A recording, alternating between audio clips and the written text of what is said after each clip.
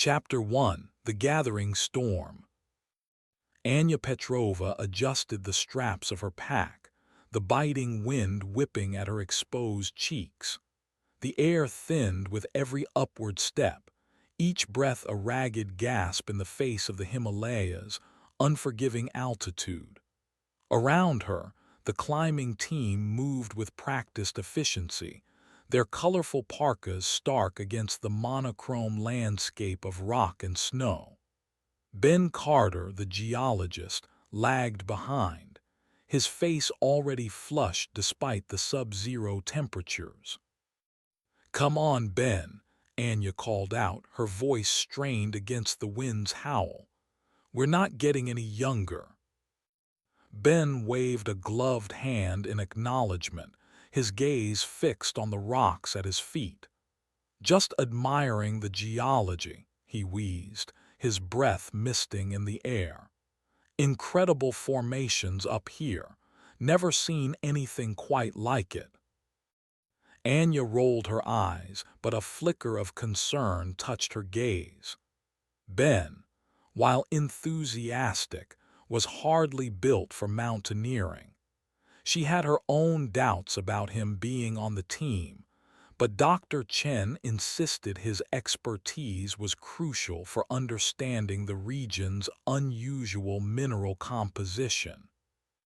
Kenji Tanaka, the photographer, moved past them, his camera clicking methodically.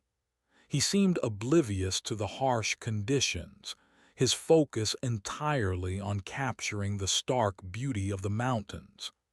Anya had always admired his dedication, but she also sensed a deep sadness in him, a quiet melancholy that seemed to mirror the desolate landscape. Further ahead, Dr. Emily Chen, the caving expert, conferred with Gurminder, their local guide.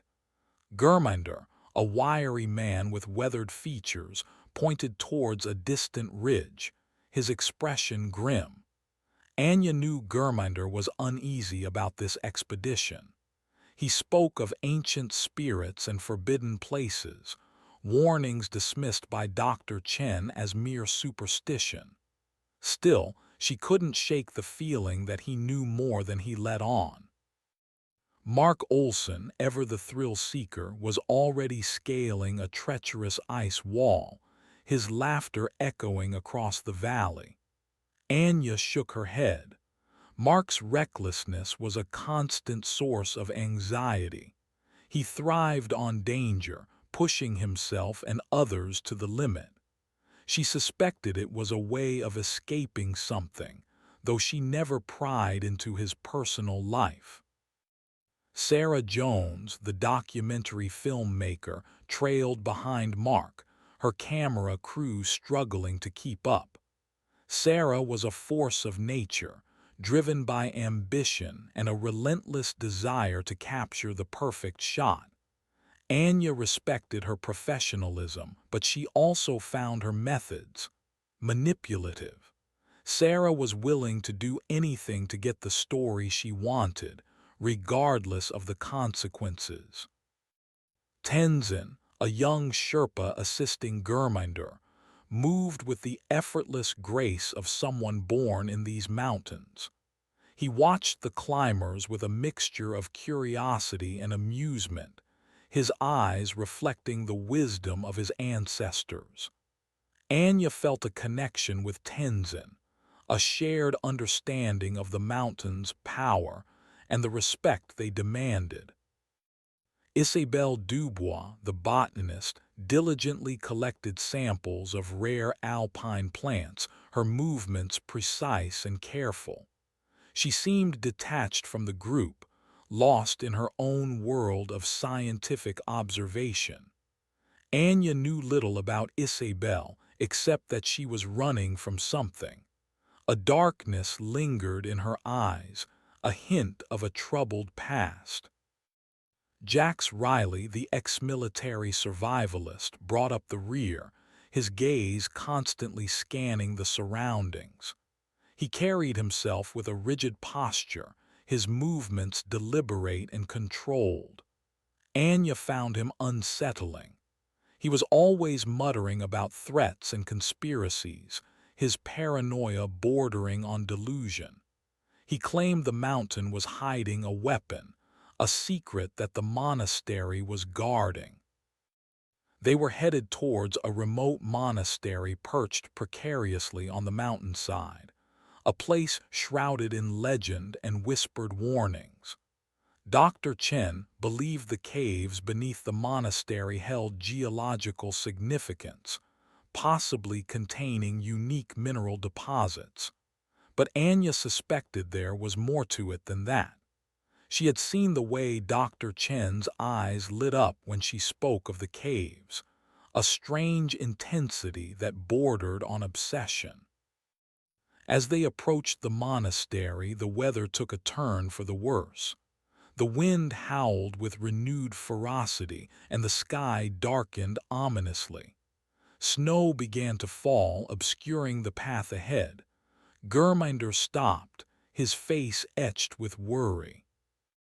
"We should turn back," he said, his voice barely audible above the storm. "The mountain is angry. It does not want us here." Dr. Chen scoffed. "Don't be ridiculous, Gurminder. It's just a snowstorm. We're almost there." "This is no ordinary storm," Gurminder insisted, his gaze fixed on the swirling clouds. "This is something else." Anya felt a shiver run down her spine. She trusted Gurminder's instincts. He had lived in these mountains his entire life, and he knew their moods.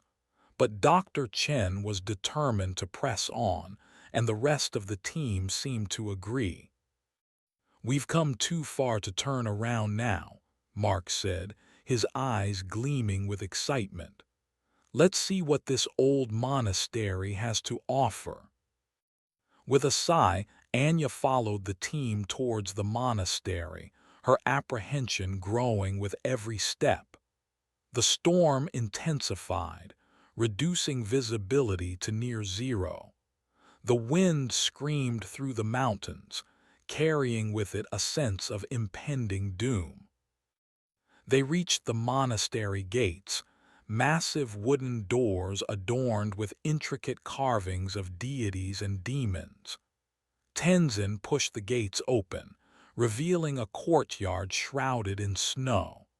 The monastery loomed before them, a silent sentinel against the raging storm.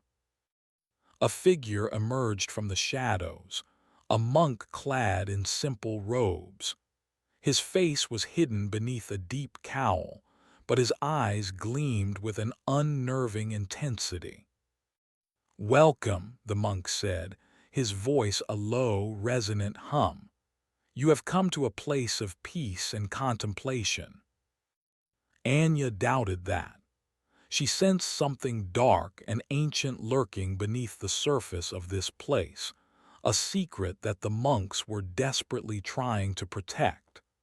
As she stepped into the monastery courtyard, she knew that their expedition was about to become something far more dangerous than they could have ever imagined.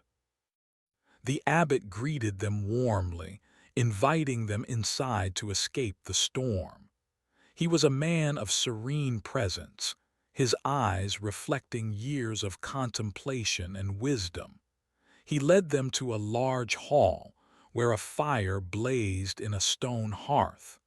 The warmth was a welcome relief from the biting cold outside. "You are welcome to stay here as long as you need," the abbot said, his voice calm and reassuring. "But I must warn you, the mountains can be treacherous. It is best not to stray far from the monastery." Dr. Chen thanked the abbot for his hospitality, but Anya noticed a flicker of impatience in her eyes. She was eager to begin her investigation of the caves. After a simple meal of rice and vegetables, the abbot showed them to their rooms. Anya found hers to be Spartan but clean, with a small window overlooking the courtyard. As she unpacked her gear, she couldn't shake the feeling that she was being watched. That night, as the storm raged outside, Anya lay awake in her bed, listening to the wind howl through the monastery walls. She couldn't shake the feeling that something was wrong. The silence of the monks was unsettling, their eyes filled with a strange mixture of fear and resignation. She rose from her bed and went to the window, peering out into the darkness. The courtyard was shrouded in snow, the monastery a dark silhouette against the storm-swept sky. As she watched, she saw a figure emerge from the shadows, a monk carrying a lantern. He moved towards the far side of the courtyard, towards a small, unassuming door in the wall. Curiosity piqued, Anya decided to follow him. She quietly slipped out of her room and made her way to the courtyard, the snow crunching beneath her boots. The monk had disappeared through the door, leaving it slightly ajar. Anya hesitated for a moment, then pushed the door open and stepped inside. She found herself in a narrow stone corridor, the air thick with the smell of damp earth and something else, something ancient and indefinable. She followed the corridor deeper into the monastery, her heart pounding in her chest. The silence was deafening, broken only by the sound of her own breathing. She passed several doorways, each leading to dark and empty rooms. Finally, she reached a large, wooden door at the end of the corridor. She could hear faint chanting coming from within. She pressed her ear to the door, trying to make out the words. The chanting grew louder, more frantic. Anya felt a chill run down her spine. The words were not in any language she recognized. They sounded unnatural. Suddenly, the door creaked open, revealing a dimly lit chamber. Anya gasped at what she saw. A group of monks stood in a circle, chanting in unison. In the center of the circle was a stone altar, stained with what looked like blood. Above the altar, suspended from the ceiling, was a human skull. The monks turned towards Anya, their eyes wide and vacant. Their faces were contorted in expressions of terror. "You shouldn't be here," one of the monks said, his voice a raspy whisper. "You have disturbed something that should have remained sleeping." Anya took a step back, her mind reeling. What was going on here? What were these monks doing? "What is this place?" she demanded, her voice trembling. The monks didn't answer. They simply stared at her with their vacant eyes, their chanting growing louder and more intense. Suddenly, the ground began to shake. The walls of the chamber trembled. Anya felt a surge of panic. "You must leave," the monk said, his voice barely audible above the chanting, "before it's too late." Anya didn't need to be told twice. She turned and fled from the chamber, racing back down the corridor towards the courtyard. As she ran, she could hear the chanting growing louder and more frantic. She could feel the ground shaking beneath her feet. She knew that something terrible was about to happen. She reached the courtyard and burst through the door, gasping for breath. The storm was still raging, the monastery shrouded in snow and darkness. She looked back at the door, expecting to see the monks pursuing her. But the door remained closed, the chanting still echoing from within. Anya stood in the courtyard, shivering in the cold, her mind racing. What had she seen? What was happening inside the monastery? She knew that she couldn't stay here. She had to warn the others. She had to get them out of this place before it was too late. But as she turned to go, she saw something that made her blood run cold. Standing in the shadows, watching her, was the abbot. His face was no longer serene. It was contorted in a mask of pure evil. He smiled, a slow, predatory grin that sent a shiver down Anya's spine. "You shouldn't have done that," he said, his voice a low, menacing growl. "Now you will pay the price." Anya knew with chilling certainty that she was trapped. The monastery was not a place of peace and contemplation. It was a prison, and she was now its captive. The storm raged on, isolating them from the world as the ancient evil within the monastery stirred, ready to claim its victims. Her nightmare had only just begun. Chapter 2: Echoes in the Dark. Anya's breath hitched in her throat, the abbot's words hanging in the frigid air like a death knell. His transformation was complete, the serene mask replaced by a visage of malevolent glee. She fought the urge to scream, knowing it would be futile. She was alone, isolated by the storm and surrounded by an unknown evil. "What do you want?" she managed to ask, her voice barely a whisper. The abbot chuckled, a dry, rasping sound that seemed to claw at her nerves. "What we have always wanted," he said, his eyes gleaming with an unholy light. "Release." Before Anya could react, the abbot lunged, his movements surprisingly swift for a man of his age. She stumbled backward, narrowly avoiding his grasp. He was strong, his grip like iron as he caught her arm. Anya cried out, trying to wrench free. "Let go of me." The abbot ignored her pleas, dragging her towards the monastery entrance. She struggled against him, kicking and clawing, but it was no use. He was too strong, his grip unyielding. He pulled her inside, into the dark stone corridor she had just fled. The chanting from the chamber was louder now, more intense, filling the air with an oppressive dread. Anya knew that she was being taken back to that chamber, back to the ritual, back to whatever horror awaited her there. She had to escape. She had to warn the others. As they moved deeper into the monastery, Anya noticed that the corridor was changing. The walls seemed to be closing in, the shadows growing deeper, more menacing. The air was thick with the stench of decay and something else, something acrid and metallic, like old blood. She passed the doorways leading to the empty rooms, but they were no longer empty.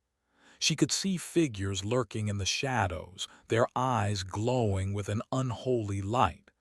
They were monks, but they were not the same monks she had seen earlier.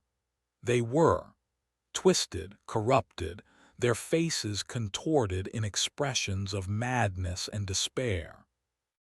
They reached the wooden door leading to the chamber.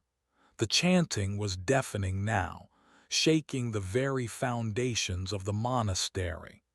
The abbot shoved Anya towards the door, forcing her inside. She stumbled into the chamber, her eyes widening in horror. The scene was even more gruesome than she remembered. The monks were still chanting, their bodies swaying rhythmically. The stone altar was covered in blood, the human skull suspended above it casting grotesque shadows on the walls. But something had changed. A dark, swirling vortex had opened above the altar, crackling with energy. It was as if the very fabric of reality was being torn apart. The abbot pushed Anya towards the vortex, his face a mask of fanatical devotion. "The time has come," he chanted, his voice rising above the din. "The Ancient One will be freed." Anya realized, with chilling certainty, what was happening. The monks were performing a ritual to unleash something terrible upon the world, something that had been imprisoned within the monastery for centuries. She had to stop them, she had to close the vortex. But how? She was just one person, trapped in a chamber filled with corrupted monks and an ancient evil. As she struggled to formulate a plan, she noticed something out of the corner of her eye. One of the monks, a young man with a gaunt face, was watching her with a look of desperate pleading. He seemed to be trying to communicate something. Anya focused on him, trying to understand what he was trying to say. He was mouthing something, a word she couldn't quite make out. He repeated the word again and again, his eyes filled with urgency. Anya strained to hear him, her mind racing. Finally, she understood. The word he was mouthing was relic. Anya remembered what the abbot said when they had first arrived at the monastery. He had warned them not to stray far from the monastery, implying the land surrounding it held dangers. Also, Jax claimed the mountain was hiding a weapon, a secret that the monastery was guarding. Was this relic the weapon Jax was talking about? Was it the key to stopping the ritual? She looked around the chamber, searching for any sign of a relic. But all she saw were monks, blood, and the swirling vortex above the altar. The young monk gestured frantically towards a darkened corner of the chamber, his eyes darting nervously towards the abbot. Anya followed his gaze and saw a small, wooden chest hidden in the shadows. It was a long shot, but she had nothing to lose. She broke free from the abbot's grasp and lunged towards the chest, ignoring his enraged roar.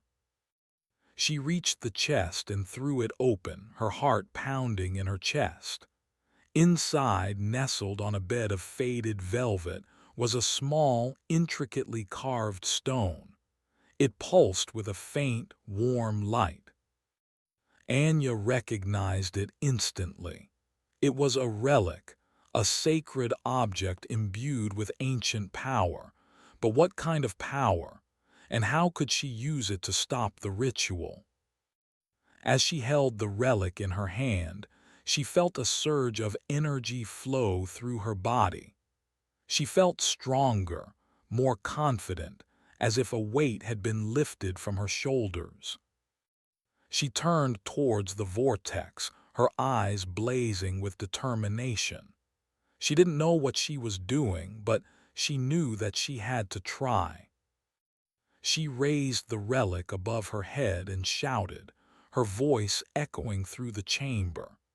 "In the name of all that is good, I command you to stop." The monks froze, their chanting faltering. The abbot stared at Anya, his face contorted with rage. "You fool," he screamed. "You cannot stop what has already begun." Anya ignored him, focusing all her energy on the relic.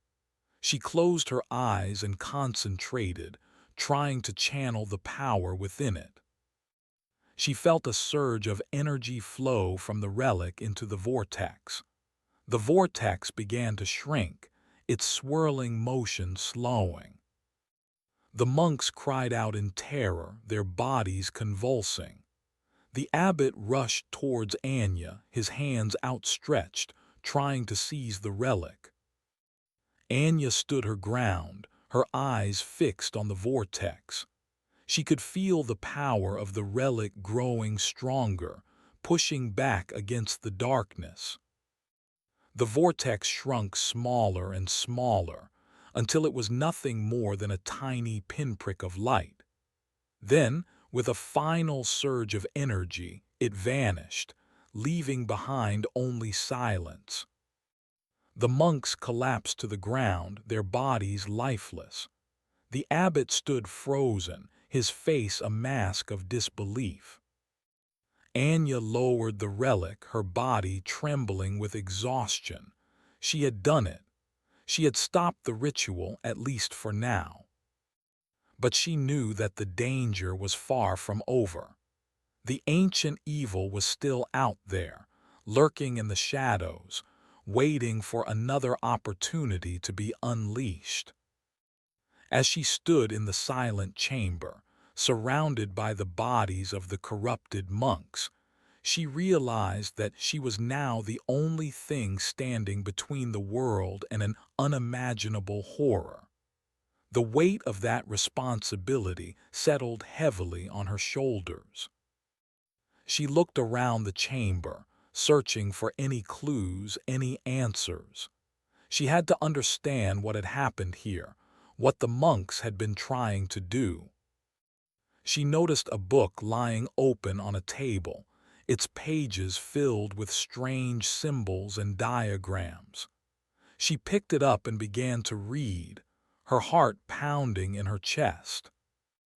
As she deciphered the ancient text, she began to understand the true nature of the evil that lurked within the monastery.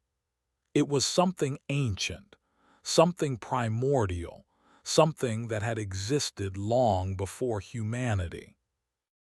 It had been imprisoned within the caves beneath the monastery centuries ago, sealed away by a group of warrior monks who had sacrificed their lives to protect the world. But the seal was weakening, the ancient evil growing restless. The monks had been trying to contain it, to appease it, but their efforts had only made things worse. Now Anya was the only one who could stop it, but she couldn't do it alone. She needed help. She needed to find the other climbers to warn them of the danger. She left the chamber, carrying the relic and the book with her. As she made her way back through the corridor, she noticed that the corrupted monks were gone. The shadows had receded. The air was clean. She reached the courtyard and stepped out into the storm. The snow had stopped falling. The clouds had parted, revealing a sky filled with stars. The monastery was bathed in moonlight, its silhouette stark against the night sky. It looked peaceful, serene, as if nothing had happened. But Anya knew better. She knew that the monastery was a place of darkness, a place of secrets, and she knew that she had to uncover those secrets before it was too late. She had to find the other climbers, and she had to find a way to stop the ancient evil from being unleashed upon the world. The journey ahead would be long and dangerous, but she was ready. She had the relic, she had the knowledge, and she had the determination to fight. But as she stood in the courtyard, contemplating her next move, she heard a sound that made her blood run cold. A low, guttural growl coming from the depths of the monastery. It was a sound that spoke of unimaginable hunger, of ancient malice. The sound of something waking up. Chapter 3: The Whispers of the Mountain. Anya whirled around, clutching the relic tightly. The growl echoed again, closer this time, seeming to emanate from the very stones of the monastery. It was a sound that bypassed her ears and resonated directly within her bones, a primal fear clawing its way up her throat. She scanned the courtyard, her eyes darting between the shadows, searching for the source of the sound. The monastery remained silent, its facade of peace a cruel mockery of the horrors it concealed. She had to find the others. Safety in numbers, however small that safety might be in this cursed place. She decided to check the rooms where they were staying.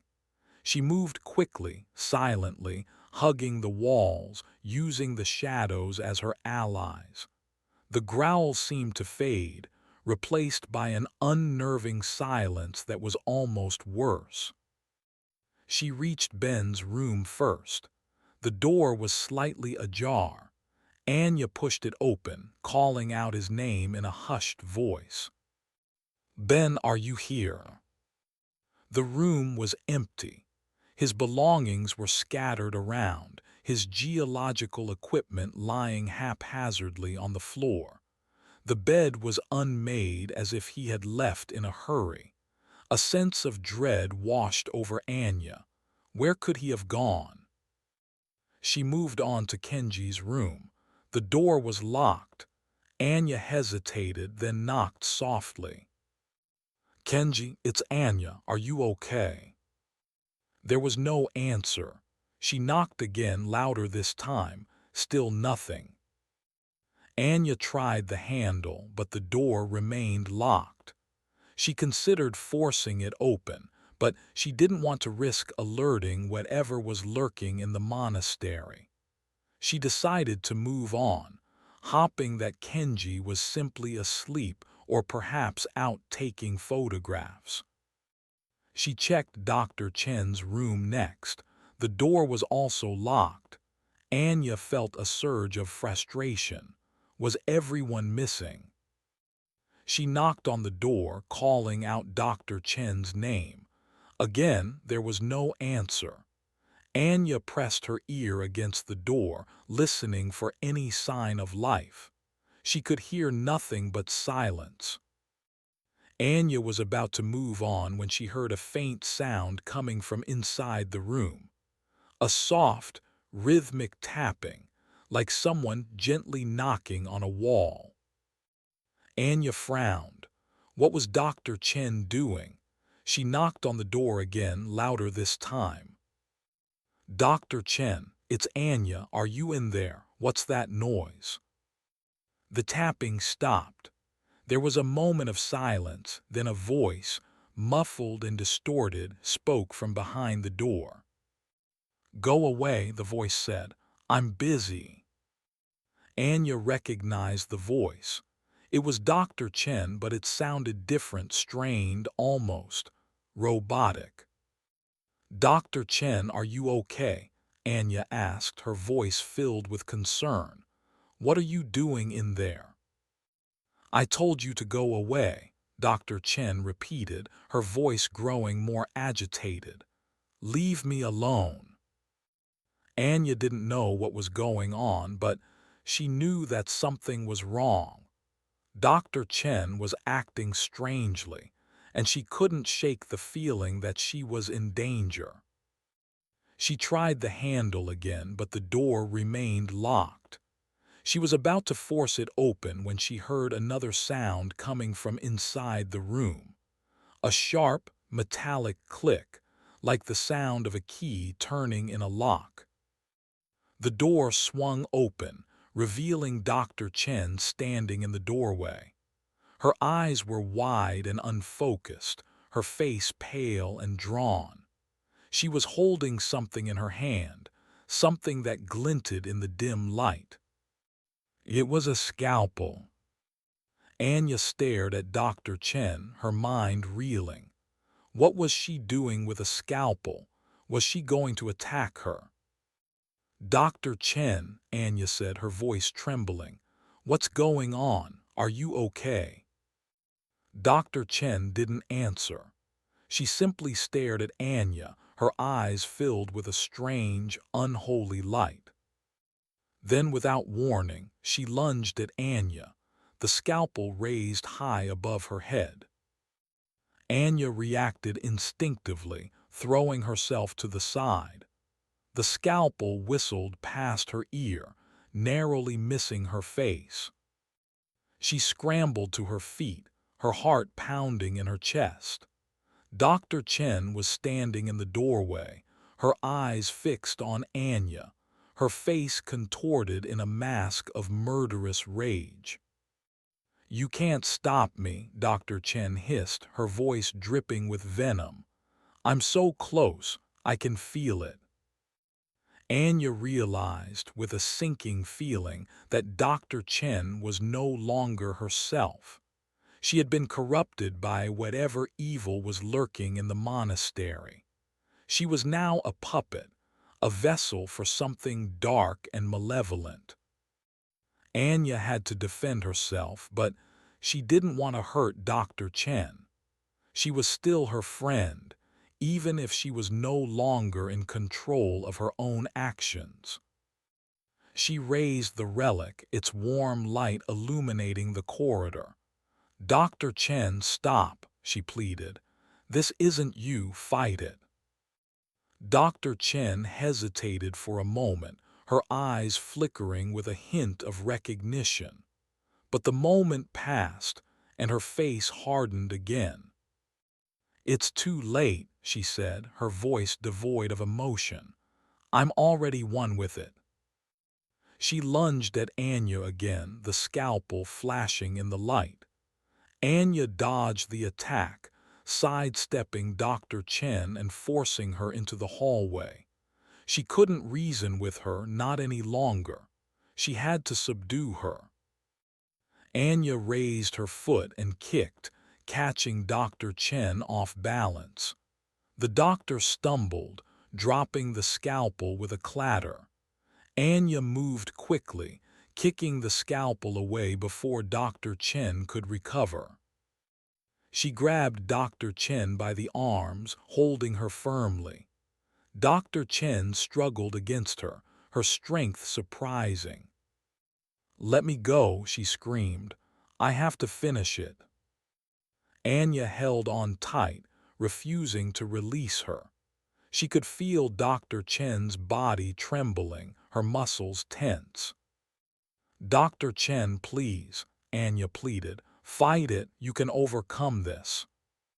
She focused her energy on the relic, channeling its power into Dr. Chen's body. She could feel the relic's warmth spreading through her, pushing back against the darkness. Dr. Chen's struggles began to subside. Her breathing slowed, her muscles relaxed. Her eyes softened, the unholy light fading away. After what seemed like an eternity, Dr. Chen went limp in Anya's arms. She was unconscious, her face pale and serene. Anya carefully lowered Dr. Chen to the floor, her body trembling with exhaustion. She had managed to subdue her, but she knew that it was only temporary. The evil within the monastery was still at large, and it would not give up so easily. She looked at Dr. Chen's unconscious form, her heart filled with sadness and compassion. She had been a brilliant scientist, a dedicated researcher.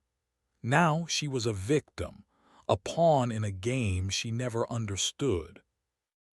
Anya knew that she had to find a way to stop the evil from spreading, to save the other climbers from suffering the same fate as Dr. Chen. But how? She was just one person, and she was running out of time. As she contemplated her next move, she heard a sound that made her blood run cold. A faint, whispering voice coming from the walls of the monastery. "Anya," the voice whispered, "help us." Anya whirled around, her eyes darting between the shadows. Who was calling her name? Was it a trick?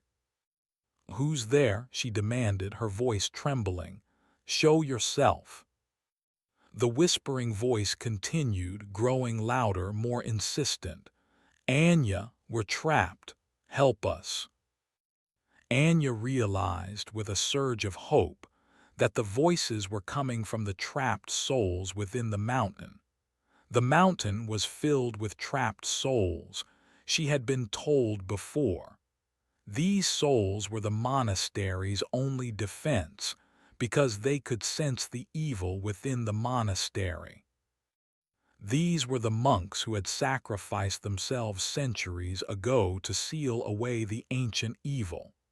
They were still here, trapped within the walls of the monastery, their spirits unable to find peace. And they were calling to her for help. Anya knew what she had to do. She had to find a way to release the trapped souls, to give them the peace they deserved. Only then could she hope to defeat the ancient evil and save the monastery.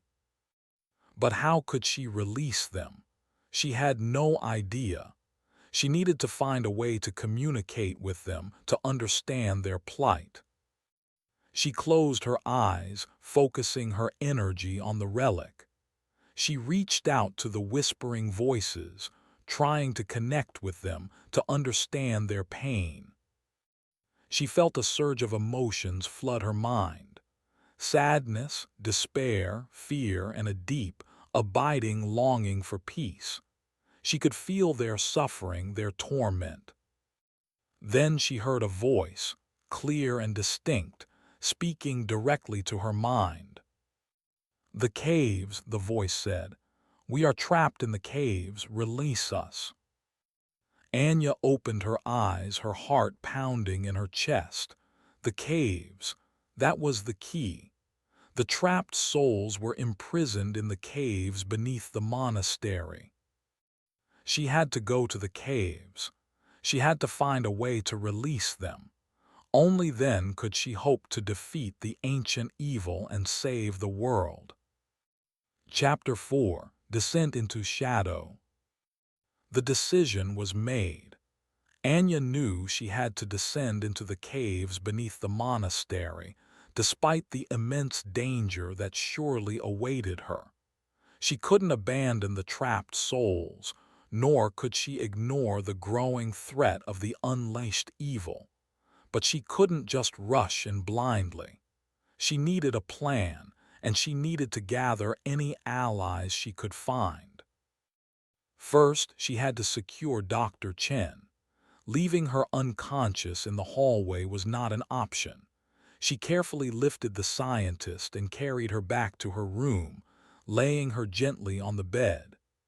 Anya searched the room for anything that could be used to restrain her, but found nothing suitable. She would have to trust that Dr. Chen would remain unconscious for the time being. Before leaving, Anya placed the relic on Dr. Chen's chest. Hopping its power would offer some protection against the encroaching darkness. Next, she needed to find the others. She decided to start with Mark and Sarah.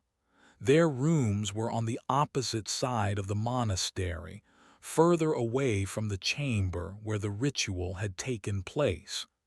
Perhaps they had been spared the worst of the corruption.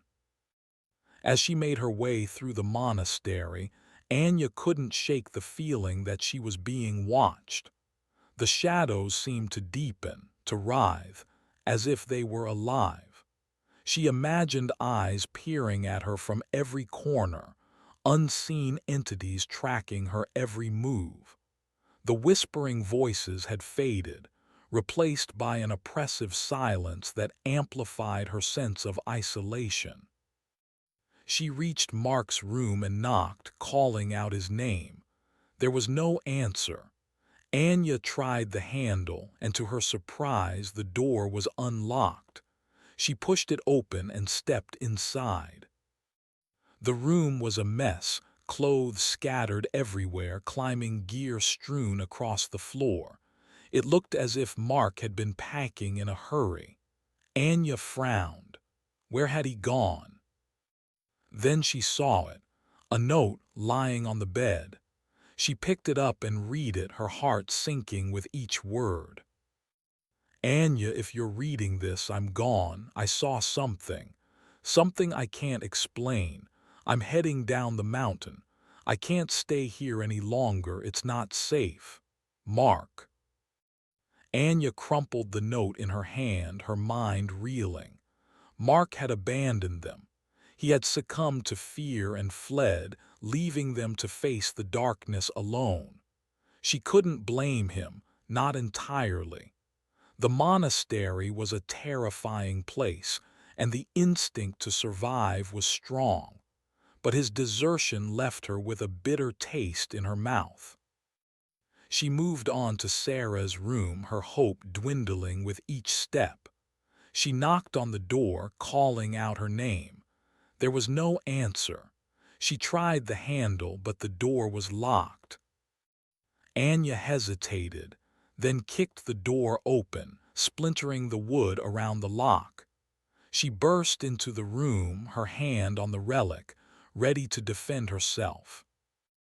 The room was empty, but unlike Mark's room, it was neat and tidy. Sarah's equipment was packed neatly in her bags, her cameras arranged carefully on a table. There was no sign of a struggle, no indication of where she might have gone. Then Anya noticed something odd. A small, metallic object lying on the floor, half hidden beneath a rug. She picked it up and examined it. It was a microphone, a small, discreet lavalier mic, the kind Sarah used to record audio for her documentaries. But this one was different. It was covered in a strange, black substance that looked almost like tar. Anya frowned. What was this? She sniffed the microphone, her nostrils wrinkling at the acrid, chemical smell.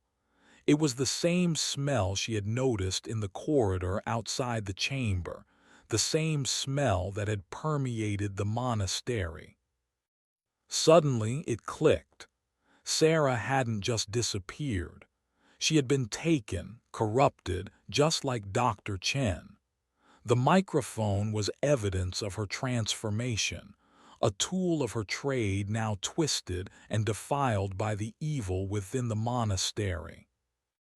Anya felt a surge of anger, a burning desire to avenge Sarah's fate. But she couldn't afford to be reckless. She had to focus on her mission, on finding a way to stop the evil from spreading. She left Sarah's room, her mind racing. She needed to find Kenji and Gurmander to see if they had been spared. But she couldn't shake the feeling that time was running out. As she made her way back to the main hall, Anya heard a sound that stopped her in her tracks. A soft, melodic flute playing a hauntingly beautiful tune.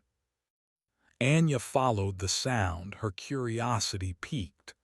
It led her to a small, secluded courtyard, hidden behind a row of prayer wheels. In the center of the courtyard, sitting cross-legged on the ground, was Kenji. He was playing a bamboo flute, his eyes closed, his face serene. The music was mesmerizing, filled with a deep sense of peace and tranquility. Anya approached him cautiously, not wanting to disturb him. As she drew closer, she noticed something odd. Kenji's flute was made of bone, human bone. It was highly decorated with carvings of mountain deities. Anya gasped, recoiling in horror. What was this? Had Kenji been corrupted as well? Was he now playing a flute made from the bones of his victims? Kenji opened his eyes, his gaze meeting Anya's. He smiled, a gentle, reassuring smile. "Anya," he said, his voice soft and melodic, "I've been waiting for you." Anya stared at him, her mind reeling. Was he friend or foe? Could she trust him? "Kenji," she said, her voice trembling, "what's going on? What's that flute?" Kenji chuckled, a warm, comforting sound. "This is a shakuhachi flute," he said. "It is made of bone. I found it while traveling through Nepal many years ago. It's nothing more than a musical instrument." Anya wasn't convinced, but It's made of human bone, she said, her voice filled with revulsion. How can you play something like that? Kenji shrugged. Bone is just bone, he said. It's what you do with it that matters. This flute has a beautiful tone, a calming presence. It helps me to connect with the spirits of the mountain. Anya didn't know what to say. She couldn't understand Kenji's perspective, but she sensed that he was being honest, that he hadn't been corrupted by the evil within the monastery. Kenji, she said, we have a problem. The monastery is not what it seems. There's something evil here, something ancient. It's corrupting people. Dr. Chen has been changed. Kenji's face grew serious. I sensed it, he said. A darkness gathering.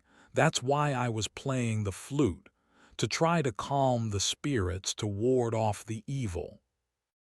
It's not working, Anya said. The evil is growing stronger. I think it's coming from the caves beneath the monastery.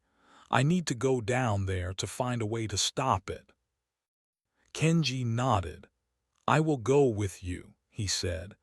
I may not be a fighter, but I can offer my skills, my knowledge of the spirits. Perhaps I can help you to find a way to defeat the darkness. Anya felt a surge of relief. She wasn't alone. She had found an ally, someone she could trust. Thank you, Kenji, she said. I appreciate it, but it's going to be dangerous. Are you sure you're up for it? Kenji smiled. I have faced danger before, he said, and I am not afraid to face it again. Besides, I feel a strong connection to this mountain. I believe that I was brought here for a reason. Perhaps this is that reason. Anya smiled back. Then let's go, she said. Let's descend into the darkness and see what we can find. With Kenji by her side, Anya felt a renewed sense of hope. They might be outnumbered, they might be outgunned, but they were not out of options. They had the relic, they had the trapped souls, and they had each other. Together, they would face the darkness and fight for the soul of the monastery. Chapter 5: The Gatekeeper's Secret. Before venturing into the unknown depths of the caves, Anya knew they needed more information. Gurminder, with his knowledge of the mountain and its legends, was their best hope for understanding what awaited them below.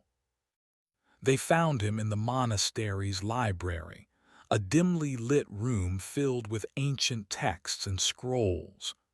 Gurminder was hunched over a table, poring over a large, leather-bound book. He looked up as Anya and Kenji approached, his face etched with worry.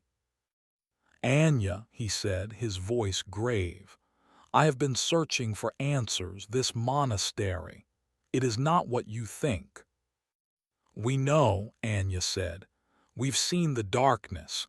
We know about the evil that's lurking here. Gurminder nodded. This book, he said, tapping the cover. It tells the story of the monastery, its origins. It speaks of an ancient evil imprisoned within the caves beneath the mountain. An evil so powerful, so terrible, that it could destroy the world. We know about that too, Anya said. We need to find a way to stop it.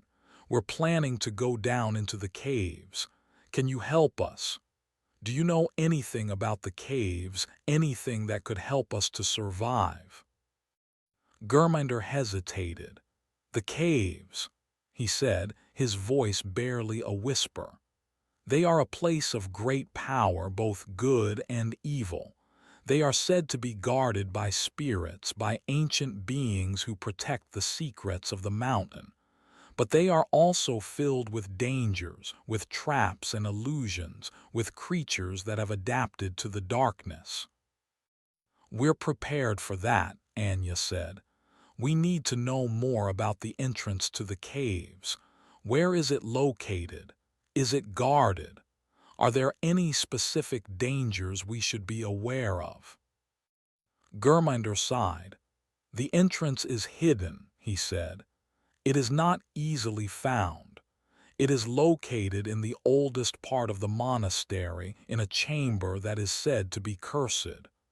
The chamber is guarded by a gatekeeper, a spirit who has been tasked with protecting the entrance for centuries. He will not let you pass easily.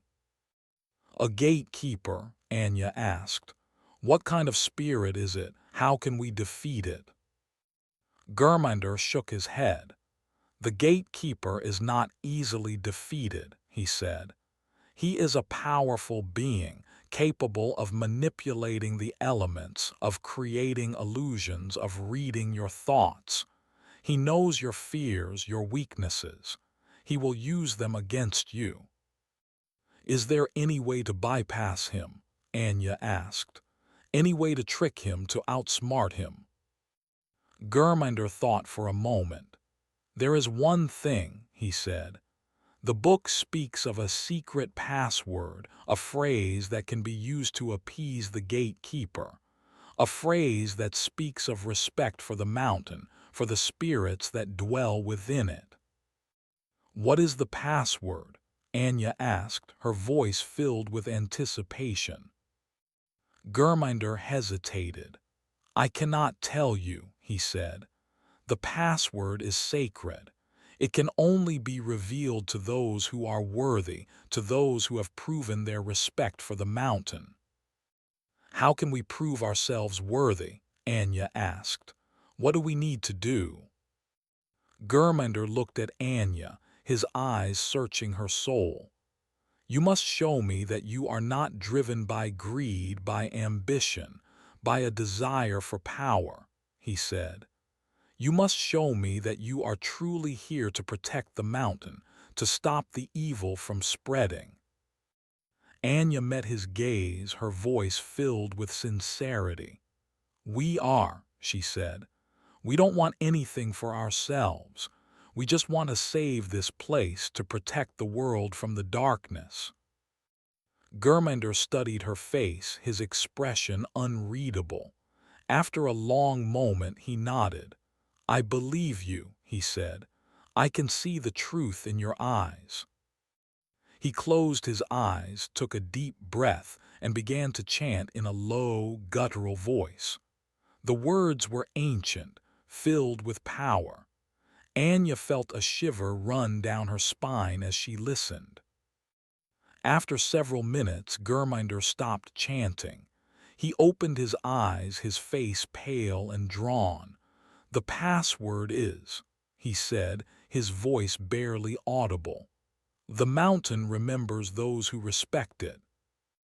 Anya memorized the phrase, repeating it silently to herself. The mountain remembers those who respect it. She would need to remember it when they faced the gatekeeper. Thank you, Gurminder, she said. You've been a great help. Do you know where the cursed chamber is located? Gurminder nodded. It is in the oldest part of the monastery in the west wing, he said. It is said to be hidden behind a false wall. You will need to search carefully to find it. We will, Anya said. Is there anything else we should know? Any other dangers we should be aware of? Gurminder hesitated. There is one more thing, he said. The book speaks of a creature that dwells within the caves, a creature that is said to be the embodiment of the ancient evil, a creature of immense power, capable of destroying anything that stands in its way. What kind of creature is it? Anya asked, her voice filled with dread. Gurminder shook his head. The book does not say, he said. It only says that it is something terrible, something beyond human comprehension, something that should never be awakened. Anya felt a chill run down her spine. She knew that the caves were going to be even more dangerous than she had imagined, but she couldn't turn back now. She had come too far. "We'll be careful," she said. "We have to be. We can't let that creature escape." Gurminder nodded. "Be wary of the hermit's work," he said. "That mad monk was the one who truly defiled those caves." With Gurminder's warnings ringing in their ears, Anya and Kenji left the library and made their way towards the west wing of the monastery. The air grew colder, the shadows deeper. They could feel the presence of the ancient evil growing stronger, reaching out to them, testing their resolve. As they approached the west wing, they heard a sound that stopped them in their tracks. A soft, mournful humming coming from the depths of the monastery. They followed the sound, their hearts pounding in their chests. It led them to a small, secluded chamber, hidden behind a tapestry. In the center of the chamber, sitting cross-legged on the floor, was Tenzin. He was humming softly, his eyes closed, his face serene. He was holding something in his hands, something that glowed with a faint, ethereal light. It was the relic. Chapter 6: The Stolen Light. Anya and Kenji exchanged wary glances. Why did Tenzin have the relic? Had he been corrupted as well? Was this a trap? Anya approached Tenzin cautiously, her hand instinctively reaching for her knife. "Tenzin," she said, her voice soft but firm. "What are you doing? Why do you have the relic?" Tenzin opened his eyes, his gaze meeting Anya's. He smiled, a gentle, reassuring smile. "Anya," he said, his voice calm and melodic, "I was waiting for you. I knew you would come." "Why do you have the relic?" Anya repeated, her suspicion growing. Tenzin sighed. "I took it from Dr. Chen," he said. "I felt it was not safe with her. The darkness. It is drawn to her. I feared it would corrupt the relic as well." "So you stole it?" Anya asked, her voice laced with skepticism. Tenzin shook his head. "I did not steal it," he said. "I merely borrowed it. I intended to return it to you, but I needed to commune with it first, to understand its power, its purpose." "And what did you learn?" Anya asked. Tenzin closed his eyes for a moment, his face thoughtful. "I learned that the relic is a source of great power, but it is also a great responsibility," he said. "It can be used to heal, to protect, but it can also be used to destroy. It must be wielded with care, with wisdom." "We know that," Anya said. "We need it to stop the evil that's lurking in the caves. We're planning to go down there. Will you help us?" Tenzin nodded. "I will," he said. "I know the caves well. I have explored them many times as a child. I can guide you through the darkness, protect you from the dangers." Anya felt a surge of relief. She trusted Tenzin. He was a good person, a true believer, but she couldn't shake the feeling that something was not quite right. Why had he taken the relic without telling her? Why had he waited for her to find him? "Tenzin," she said, "why didn't you tell us you were taking the relic? Why did you hide it from us?" Tenzin hesitated. "I feared you would not understand," he said. "I knew you would not approve. You are a warrior, Anya. You see the relic as a weapon, but it is more than that. It is a source of light, of hope. It must be treated with reverence, with respect." "We understand that," Anya said. "But we need to use it to fight the darkness. We can't just sit here and meditate while the world is being destroyed." Tenzin nodded. "I know," he said, "and I am ready to fight, but we must fight with wisdom, with compassion. We must not let the darkness corrupt us, turn us into monsters." Anya looked at Tenzin, her heart filled with admiration. He was a true spiritual leader, a beacon of hope in a world consumed by darkness. But she couldn't help but wonder if his idealism would be enough to protect them from the horrors that awaited them in the caves. "Okay, Tenzin," she said, "we'll do it your way. We'll fight with wisdom, with compassion, but we have to be prepared to do whatever it takes to stop the evil." Tenzin smiled. "I know," he said, "and I trust that you will make the right choices, Anya. You are a strong, courageous woman. You will not let us down." With Tenzin by their side, Anya and Kenji felt a renewed sense of purpose. They had gathered their allies, learned the password to the cursed chamber, and were now ready to descend into the caves.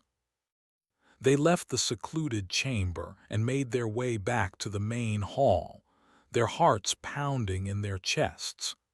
They knew that they were about to face their greatest challenge yet, a battle against an ancient evil that threatened to consume them all. As they reached the main hall, they saw something that stopped them in their tracks. Standing in the center of the hall, surrounded by a group of corrupted monks, was Jax. He was holding a strange, metallic device in his hands, a device that pulsed with a faint, green light. His eyes were wide and manic, his face contorted in a mask of insane glee. "I found it," he shouted, his voice cracking with excitement. "I found the weapon, the thing they've been hiding all along." Anya stared at Jax, her mind reeling. What was that device? What was he planning to do with it? "Jax," she said, her voice trembling, "what is that? What are you doing?" Jax laughed, a high-pitched, hysterical laugh that sent a shiver down Anya's spine. "I'm going to save the world," he shouted. "I'm going to destroy the evil that's lurking in those caves.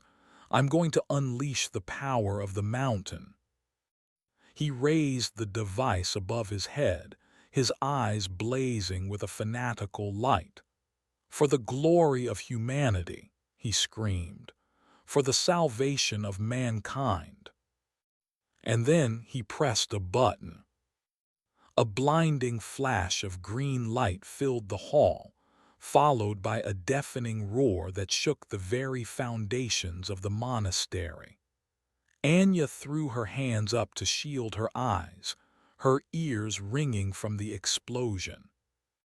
When the light faded, she lowered her hands and stared in disbelief at what she saw. The corrupted monks were gone, reduced to piles of ash. Jax was still standing, but his body was glowing with an eerie green light. His face was contorted in a mask of agony, his eyes wide with terror. "What have I done?" he gasped, his voice barely audible. And then he exploded. Another flash of green light filled the hall, followed by another deafening roar. When the light faded this time, Jax was gone. Nothing remained of him but a faint, lingering smell of ozone.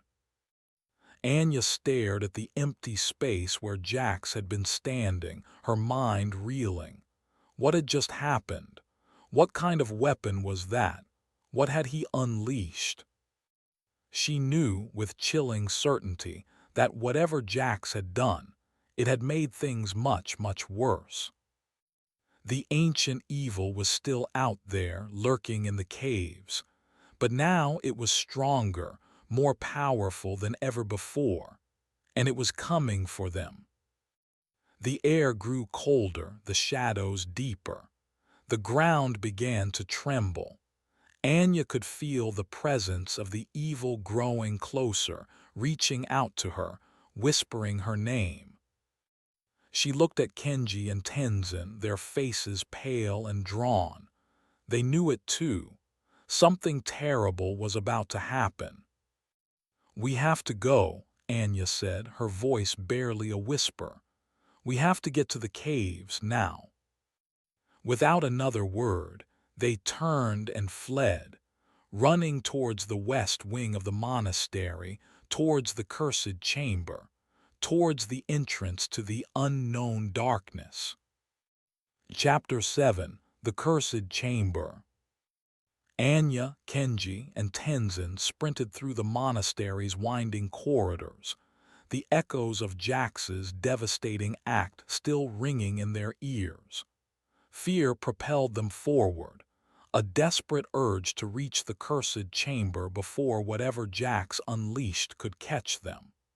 The monastery seemed to be actively resisting their passage, shadows lengthening and twisting, the very air growing heavy with a sense of impending doom. "This way," Anya shouted, consulting the mental map she had formed from Germinder's directions. They veered left, then right, navigating the labyrinthine passages with a speed born of desperation. The silence was unnerving, broken only by their ragged breathing and the distant, unsettling creaks of the ancient structure. Finally, they reached the west wing. The temperature plummeted noticeably, a frigid blast that seemed to seep into their bones. The air here was thick with a palpable sense of dread, a feeling of being watched by unseen eyes. Anya clutched the relic tightly, its warmth a small comfort in the face of the encroaching darkness. "Germinder said the chamber is hidden behind a false wall," Anya reminded them, her voice barely audible above the pounding of her heart. "We need to search carefully." They began to examine the walls, running their hands along the cold, damp stone, searching for any sign of a hidden passage.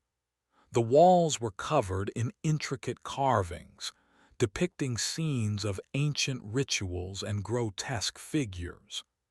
Anya found herself averting her gaze, the images unsettlingly vivid and disturbing. Kenji moved with a quiet intensity, his fingers tracing the lines of the carvings, his eyes scanning every inch of the walls. Tenzin, his eyes closed, seemed to be listening, his head tilted slightly as if trying to discern some hidden sound. "I think I've found something," Kenji said, his voice hushed. He was standing before a section of wall covered in a particularly dense cluster of carvings. "The carvings here are different. They seem newer." Anya and Tenzin joined him, examining the wall more closely. Kenji was right. The carvings in this section were less weathered, less worn than the surrounding ones. They also seemed to depict a different style, less refined, more crude. "This could be it," Anya said. "Let's try to find a way to open it." They began to push and pull at the wall, searching for a hidden lever or a secret mechanism. The stone was heavy, unyielding. They tried pressing on specific carvings, hopping to trigger some kind of release. "I think this one moves," Tenzin said, pointing to a carving of a grotesque demon. He pressed on the carving, and with a faint click, a section of the wall slid inward, revealing a dark, narrow passage. A blast of cold air rushed out of the passage, carrying with it the stench of decay and something else, something acrid and metallic that made Anya's stomach churn. The darkness within the passage seemed to be alive, swirling and writhing as if eager to consume them. "This is it," Anya said, her voice barely a whisper. "The cursed chamber." They hesitated for a moment, bracing themselves for whatever horrors awaited them within. Then, with a shared look of determination, they stepped into the passage, leaving behind the relative safety of the monastery for the unknown terrors of the cursed chamber. The passage was narrow and claustrophobic, the walls pressing in on them from all sides. The air was thick and heavy, making it difficult to breathe. The darkness was absolute, broken only by the faint glow of the relic, which Anya held aloft like a beacon. They moved slowly, cautiously, their hands outstretched, feeling their way along the walls. The passage seemed to stretch on endlessly, twisting and turning in a disorienting manner. Anya began to lose her sense of direction, her mind struggling to maintain a mental map of their progress. Suddenly they heard a sound, a soft, whispering voice coming from the depths of the passage. "Leave," the voice whispered, "turn back." Anya froze, her heart pounding in her chest. Who was that? Was it one of the trapped souls trying to warn them of the danger? Or was it something else, something more sinister, trying to lure them into a trap? "Who's there?" Anya demanded, her voice trembling. "Show yourself." The whispering voice continued, growing louder, more insistent. "Leave. You are not welcome here. Turn back before it is too late." Anya glanced at Kenji and Tenzin, their faces pale and drawn. They were clearly unnerved by the voice. "We can't turn back," Anya said, her voice filled with determination. "We have to keep going. We have to stop the evil." She took a deep breath and continued down the passage, ignoring the whispering voice. Kenji and Tenzin followed close behind, their faces etched with fear. The passage opened into a small, circular chamber. The walls were covered in strange symbols, glowing with a faint, eerie light. In the center of the chamber was a stone altar, stained with what looked like blood. Anya recognized the chamber. It was the same chamber she had seen in her vision, the chamber where the monks had performed the ritual to unleash the ancient evil. She felt a surge of dread, a sense of impending doom. This was a place of great power, a place where the veil between worlds was thin. Anything could happen here. As they entered the chamber, the air grew colder, the shadows deeper. The whispering voice intensified, growing louder, more menacing. "You cannot stop it," the voice hissed. "It is too late. The evil has been unleashed. It will consume you all." Suddenly, the symbols on the walls began to glow brighter, casting grotesque shadows on the floor. The altar began to tremble, emitting a low, guttural hum. Anya felt a surge of panic. Something was about to happen, something terrible. Then the altar exploded. A shower of stone fragments erupted from the altar, scattering across the chamber. Anya threw her hands up to shield her face, her ears ringing from the blast. When the dust settled, she lowered her hands and stared in disbelief at what she saw. Standing in the center of the chamber, where the altar had once been, was a figure. A tall, gaunt figure, cloaked in shadows. Its face was hidden beneath a deep cowl, but Anya could feel its eyes boring into her, piercing her soul. The figure raised its hand, and the whispering voice grew louder, more insistent. You cannot stop me, the figure hissed. I am the gatekeeper, and you shall not pass. Chapter 8. The Gatekeeper's Trial. The figure's declaration hung in the air, heavy with menace.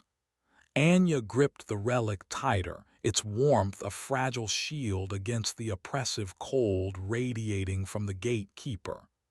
Kenji and Tenzin stood beside her, their faces pale but determined. They knew this was it, the first true test of their resolve. "We don't want to fight you," Anya said, her voice firm despite the tremor in her hands. "We only want to pass through this chamber. We need to stop the evil that's been unleashed."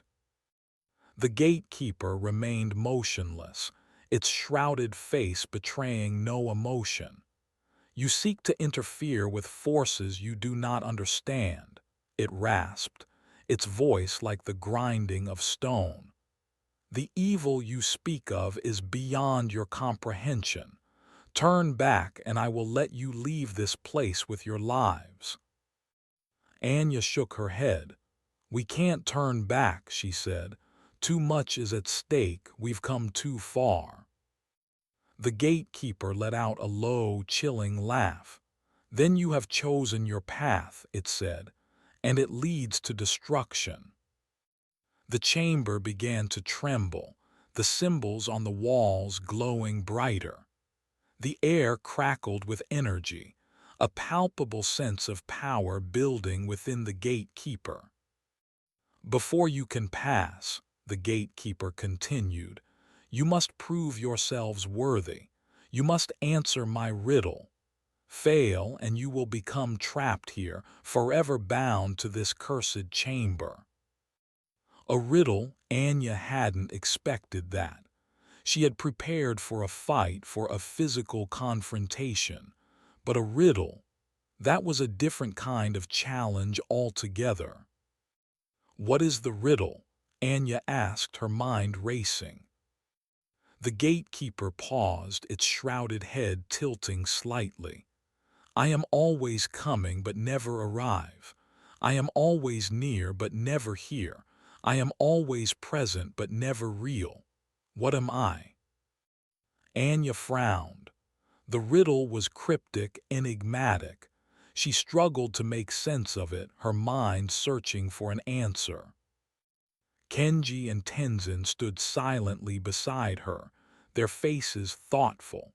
They were clearly trying to solve the riddle as well. Time seemed to stretch on endlessly as Anya pondered the riddle. She considered various possibilities, each one seeming to fall short. What could be always coming but never arriving? What could be always near but never here? What could be always present but never real? The pressure was immense. The fate of the world, or at least the monastery and its surrounding area, might depend on her ability to solve this riddle. Suddenly an idea sparked in her mind. A possibility, a potential answer. "Is it the future?" Anya asked, her voice barely a whisper. The gatekeeper remained motionless for a moment, its shrouded head tilting slightly. Then it let out a low, rumbling growl. "Correct," it said, its voice filled with a hint of surprise. "You have answered correctly." Anya breathed a sigh of relief, her body trembling with exhaustion. They had passed the first test, but she knew that this was only the beginning. The chamber stopped trembling, the symbols on the walls dimming slightly. The gatekeeper lowered its hand, the oppressive energy within the chamber dissipating somewhat. "You have proven your intelligence," the gatekeeper said, "but intelligence alone is not enough. You must also prove your courage. You must face your greatest fear." Anya's heart sank. Face her greatest fear. What did that mean? What kind of test was this? "What do you mean?" Anya asked, her voice filled with apprehension. How do we face our greatest fear? The gatekeeper paused, its shrouded head tilting slightly. Each of you must enter the Hall of Illusions, it said. Within that hall, you will be confronted by your deepest, darkest fears. Only by overcoming those fears can you prove yourselves worthy to pass. The Hall of Illusions. Anya had never heard of it. What kind of horrors awaited them within that hall? Where is the Hall of Illusions? Anya asked. The gatekeeper raised its hand, pointing towards a dark, narrow passage leading off from the main chamber. It lies beyond that passage, it said. But be warned. The Hall of Illusions is not for the faint of heart. Many have entered, but few have returned. Anya glanced at Kenji and Tenzin, their faces etched with concern. They knew that this was going to be their most difficult challenge yet. We have no choice, Anya said, her voice filled with determination. We have to do it. We have to face our fears. She took a deep breath and stepped towards the passage leading to the Hall of Illusions. Kenji and Tenzin followed close behind, their faces filled with a mixture of fear and resolve. As they entered the passage, the air grew colder, the darkness deeper. Anya could feel the presence of the gatekeeper watching them, scrutinizing their every move. The passage led to a large, circular chamber. The walls were covered in mirrors, reflecting their images back at them from every angle. The chamber was dimly lit, casting long, distorted shadows that seemed to writhe and twist like living things. Anya realized, with a sinking feeling, that this was the Hall of Illusions, a place where their fears would be brought to life, where their minds would be tested to the breaking point. She looked at Kenji and Tenzin, their faces pale and drawn. They were clearly terrified. "We can do this," Anya said, her voice filled with forced confidence. "We have to stay strong. We have to remember who we are, what we're fighting for." She took a deep breath and stepped into the Hall of Illusions, ready to face her greatest fear. But what was her greatest fear? Was it failing her mission? Was it losing her friends? Or was it something else, something darker, something buried deep within her subconscious? She was about to find out, because as she stepped into the Hall of Illusions, she saw something in the mirrors that made her blood run cold. Her own reflection, but twisted, distorted, evil.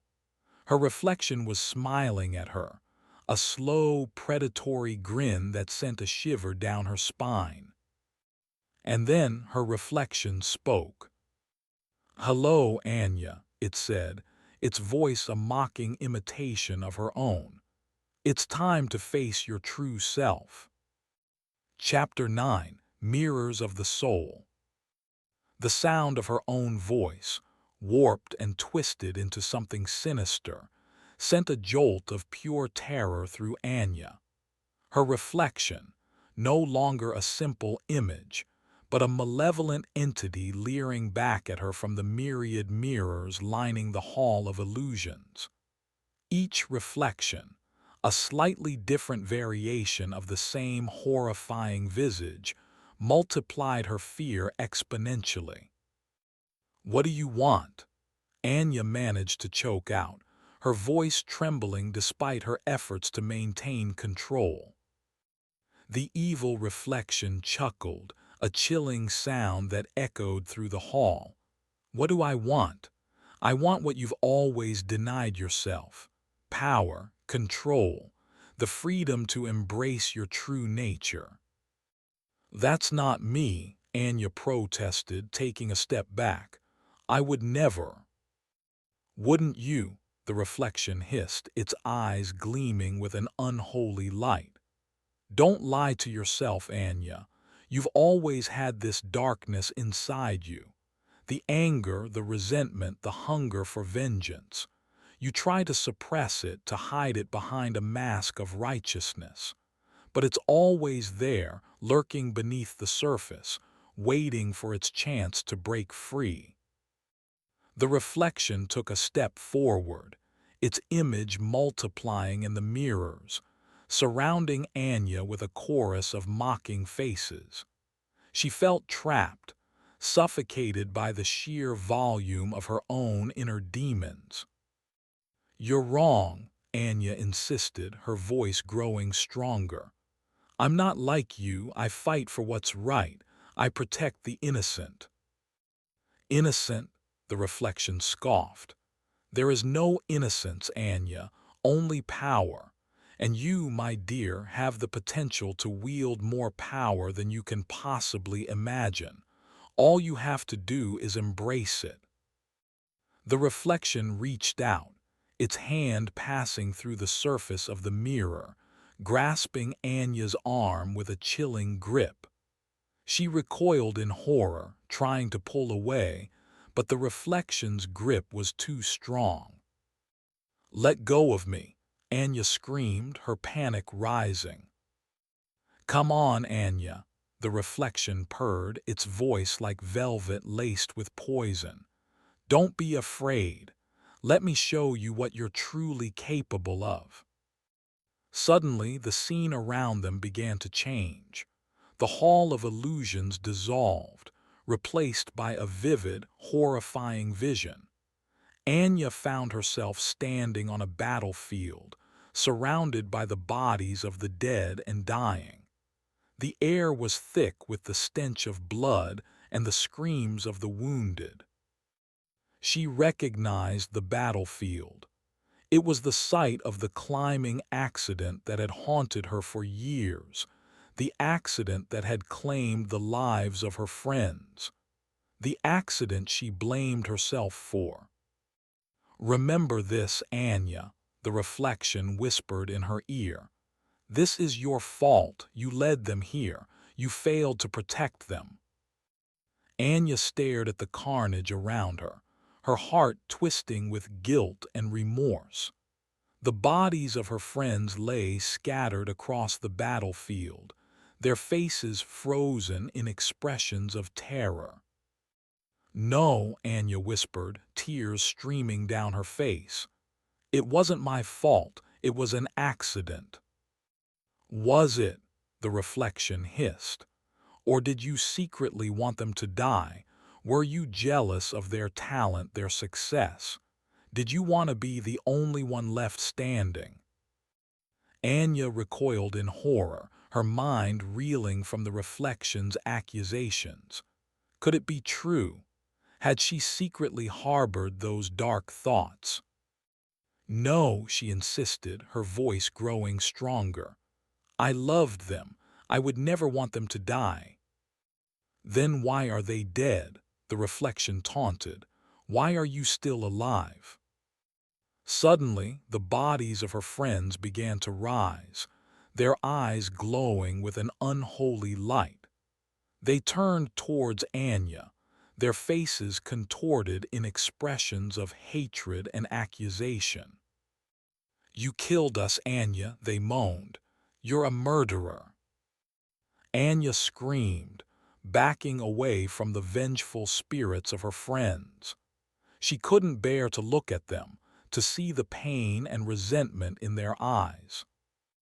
"Leave me alone," she cried. "It wasn't my fault." But the spirits continued to advance, their moans growing louder, more insistent. They reached out to her, their skeletal hands grasping at her clothes, their icy touch sending shivers down her spine. Anya felt overwhelmed, suffocated by the guilt and remorse that had haunted her for so long. She wanted to escape, to disappear, to erase the memory of that horrific day. "I can't do this," she whispered, her voice filled with despair. "I'm not strong enough." "Yes, you are," a voice said, a voice filled with warmth and compassion. Anya looked up and saw Kenji standing before her, his eyes filled with love and support. "You're not alone, Anya," he said, reaching out to take her hand. "We're here for you. We'll help you through this." Anya took Kenji's hand, feeling a surge of strength and hope flow through her body. She looked at the spirits of her friends, her eyes filled with determination. "You're right," she said, her voice growing stronger. "I can't change the past, but I can learn from it. I can honor your memory by fighting for what's right, by protecting the innocent." She closed her eyes, took a deep breath, and focused her energy on the relic. She felt its warmth spreading through her, pushing back against the darkness. She opened her eyes and faced the spirits of her friends, her heart filled with love and forgiveness. "I forgive you," she said, her voice clear and strong, "and I forgive myself." The spirits wavered, their eyes losing their unholy light. They began to fade, their forms dissolving into the air. Anya watched them go, her heart filled with a sense of peace and closure. She had finally faced her greatest fear, and she had overcome it. The battlefield dissolved, replaced by the familiar walls of the Hall of Illusions. The evil reflection was gone, replaced by her own normal reflection. Anya looked at her reflection, her eyes filled with a newfound sense of self-acceptance and confidence. She had faced the darkness within herself, and she had emerged stronger, more resilient than ever before. She turned to Kenji, her eyes filled with gratitude. "Thank you," she said. "I couldn't have done it without you." Kenji smiled, squeezing her hand. "We're in this together," he said. "We'll face whatever comes next." They looked around the Hall of Illusions, searching for Tenzin, but he was nowhere to be seen. "Where's Tenzin?" Anya asked, her voice filled with concern. They searched the hall, calling out his name, but there was no answer. Anya felt a surge of dread. Had Tenzin been unable to face his fears? Had he been consumed by the darkness? She knew that they couldn't leave him behind. They had to find him, no matter what the cost. "We have to find him," Anya said, her voice filled with determination. "We can't leave him to face his fears alone." She took a deep breath and stepped back into the hall, ready to confront whatever horrors awaited them in their search for Tenzin. Chapter 10: The Hermit's Prison. Anya and Kenji exchanged worried glances. Tenzin's disappearance was deeply unsettling. He was the spiritual anchor of their group, and his absence left a palpable void. They had to find him, but the Hall of Illusions seemed to shift and change around them, making it difficult to navigate. Mirrors multiplied their reflections endlessly, creating a disorienting maze of images that played tricks on their eyes. "Tenzin," Anya called out, her voice echoing through the hall. "Can you hear us?" Only silence answered. They moved cautiously, their hands outstretched, feeling their way along the cold, smooth surfaces of the mirrors. Each reflection seemed to mock them, mimicking their movements, their expressions of fear and concern. "This place is messing with my head," Kenji muttered, his voice barely audible. "I can't tell what's real anymore." Anya nodded in agreement. The Hall of Illusions was designed to prey on their deepest fears, to distort their perceptions of reality. They had to stay focused, to trust their instincts, to rely on each other. As they continued their search, they began to notice subtle changes in the hall. The reflections in the mirrors seemed to grow darker, more distorted. The air grew colder, the silence heavier. They could feel a growing sense of unease, a sense that they were being watched. Suddenly they heard a sound, a soft, mournful humming coming from the depths of the hall. Anya and Kenji exchanged excited glances. It was Tenzin's humming. They had found him. They followed the sound, navigating the maze of mirrors with renewed determination.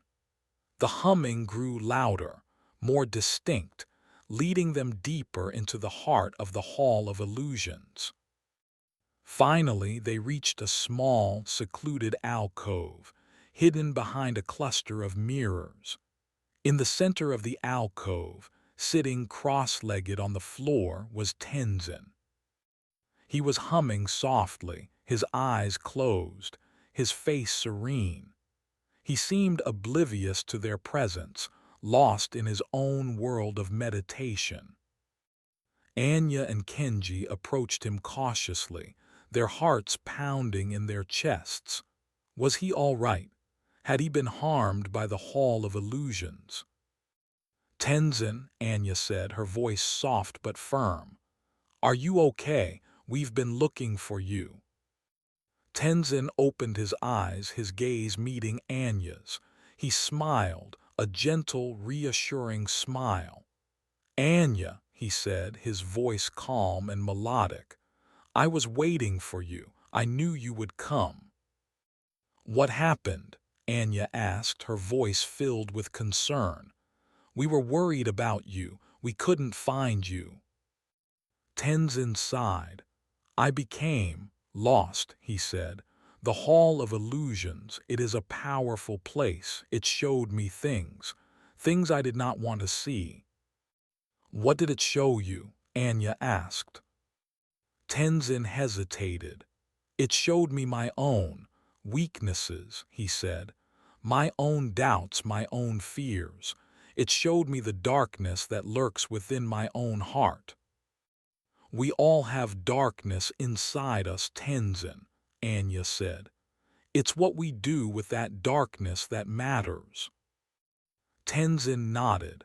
I know, he said, but it was difficult to face the Hall of Illusions. It magnified my fears, made them seem insurmountable. But you overcame them, Anya said. You're here now, you're safe. Tenzin smiled. Yes, he said, I am thanks to you. You helped me to remember who I am, what I am fighting for. Anya smiled back. We're a team, Tenzin, she said. We'll always be there for each other. Suddenly, the alcove began to tremble. The mirrors around them began to shake, their reflections distorting and twisting. We have to go, Kenji said, his voice filled with urgency. Something happening. Anya and Tenzin nodded in agreement. They had lingered in the Hall of Illusions for too long. It was time to move on. They turned to leave the alcove but found their path blocked. A figure stood before them, its form cloaked in shadows. Anya recognized the figure instantly. It was the gatekeeper. You have faced your fears, the gatekeeper said, its voice echoing through the hall. But your trial is not yet complete. There is one more test you must pass. What is it? Anya asked, her voice filled with apprehension. The gatekeeper paused. You must confront the hermit's prison, it said. A place where the veil between worlds is thin. A place where the living and the dead are one. The hermit's prison. Anya had never heard of it. What kind of horrors awaited them in that place? "Where is the hermit's prison?" Anya asked. The gatekeeper raised its hand, pointing towards a dark, narrow passage leading off from the main chamber. "It lies beyond that passage," it said. "But be warned. The hermit's prison is not for the faint of heart. Many have entered, but none have ever returned." Anya glanced at Kenji and Tenzin, their faces etched with fear. They knew that this was going to be their most dangerous challenge yet. "We have no choice," Anya said, her voice filled with determination. "We have to do it. We have to confront the hermit's prison." She took a deep breath and stepped towards the passage, ready to face whatever horrors awaited them in that cursed place. Chapter 11: The Prison of Lost Souls. Anya, Kenji, and Tenzin exchanged uneasy glances before stepping into the narrow passage indicated by the gatekeeper. The air immediately grew heavy, thick with a cloying scent of incense and decay. The silence was broken only by the sound of their own breathing, each inhale feeling like a struggle against the oppressive atmosphere. The relic pulsed faintly in Anya's hand, its warmth a small comfort against the encroaching dread. As they moved deeper into the passage, the walls began to change. The smooth, polished surfaces of the Hall of Illusions gave way to rough, jagged stone, covered in strange symbols and grotesque carvings. The air grew colder, the darkness more profound. It felt as if they were descending into the very bowels of the earth, leaving behind the world of the living and entering a realm of shadows and death.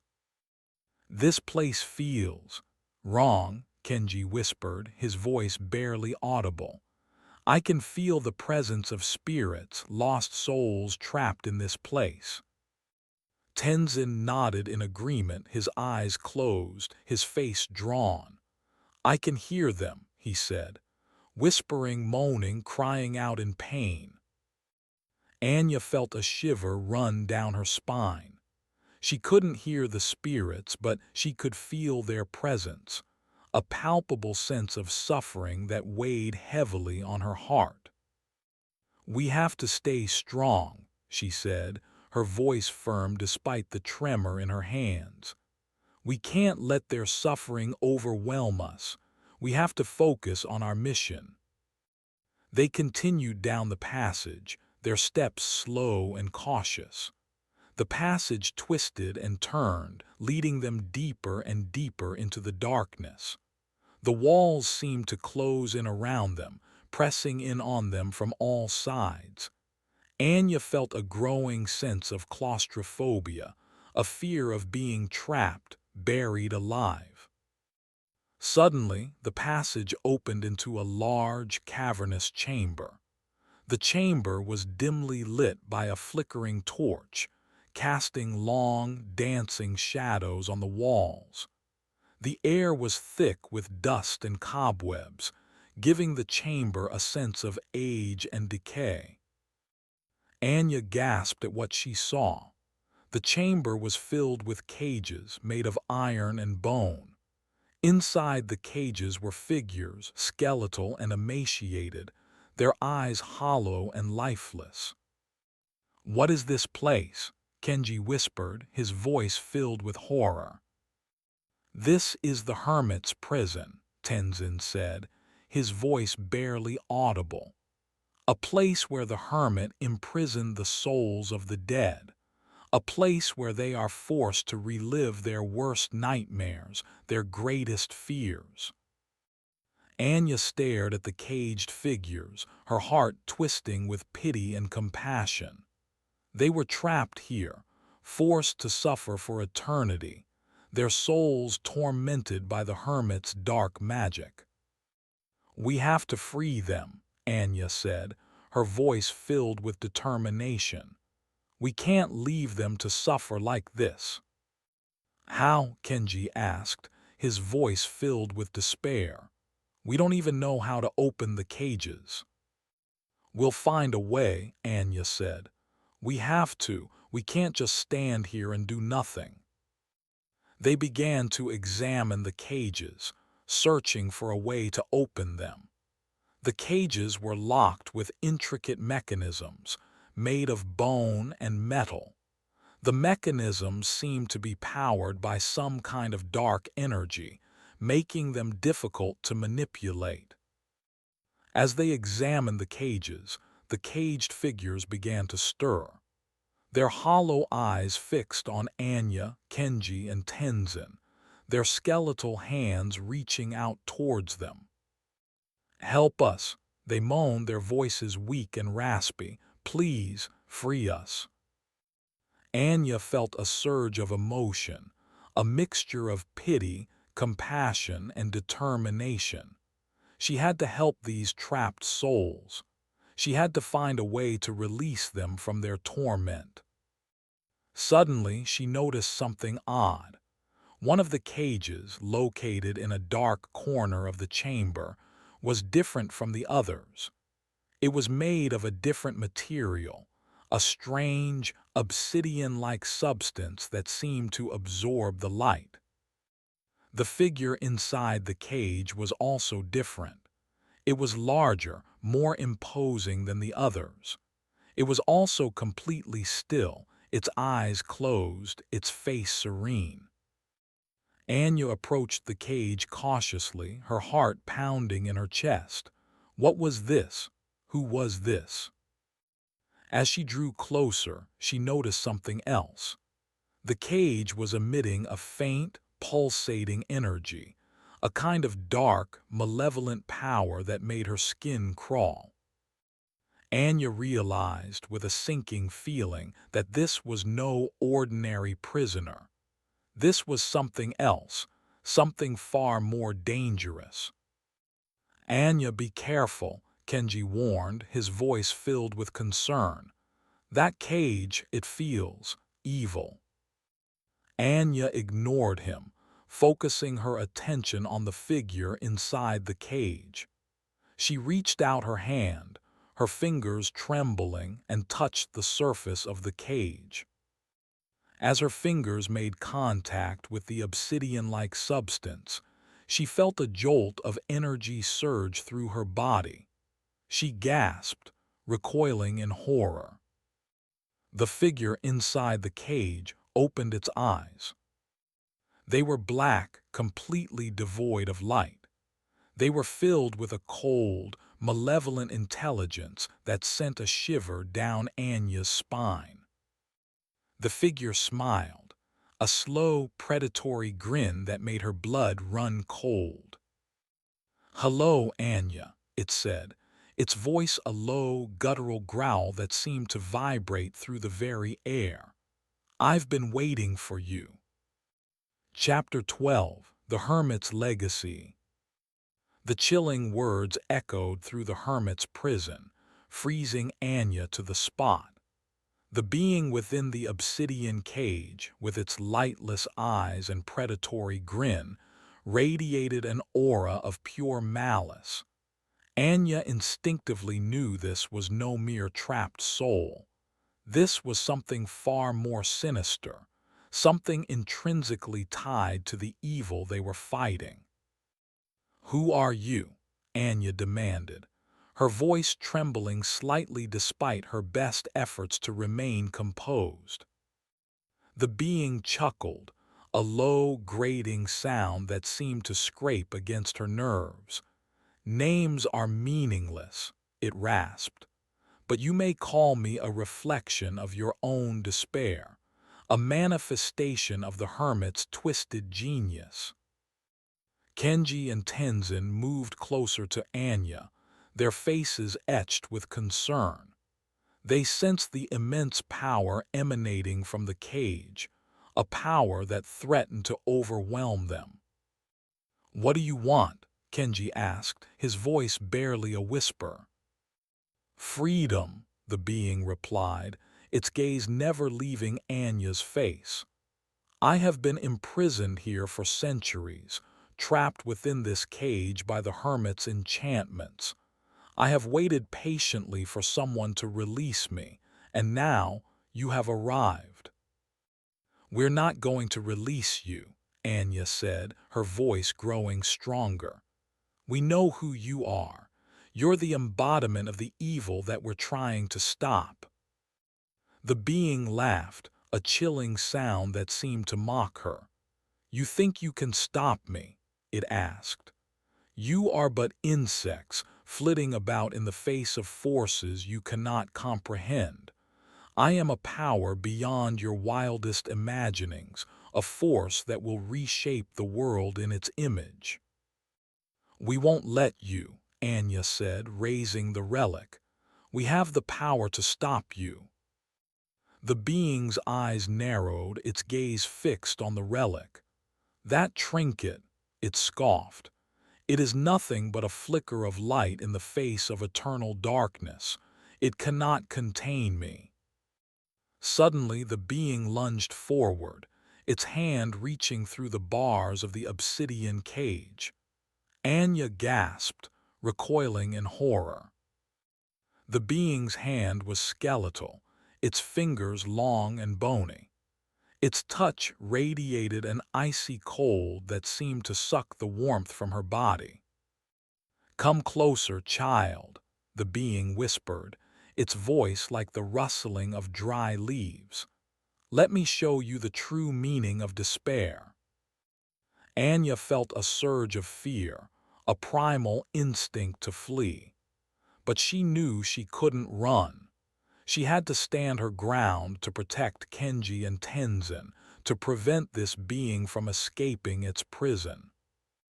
She focused her energy on the relic, channeling its power into her hand.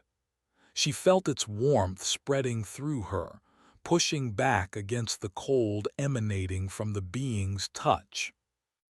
"I will not let you corrupt me," Anya said, her voice filled with determination. "I will not succumb to your despair." She thrust the relic forward, its light bathing the being's face. The being hissed, recoiling from the light as if it were fire. "You cannot harm me with that pathetic trinket," it snarled. "I am beyond your reach." But Anya could see the being was weakening, its power diminishing under the relic's light. She knew she had to keep the pressure on, to exploit its vulnerability. "We're not afraid of you," Kenji said, stepping forward to stand beside Anya. "We've faced our fears. We know that you're nothing but a shadow, a figment of our own imaginations."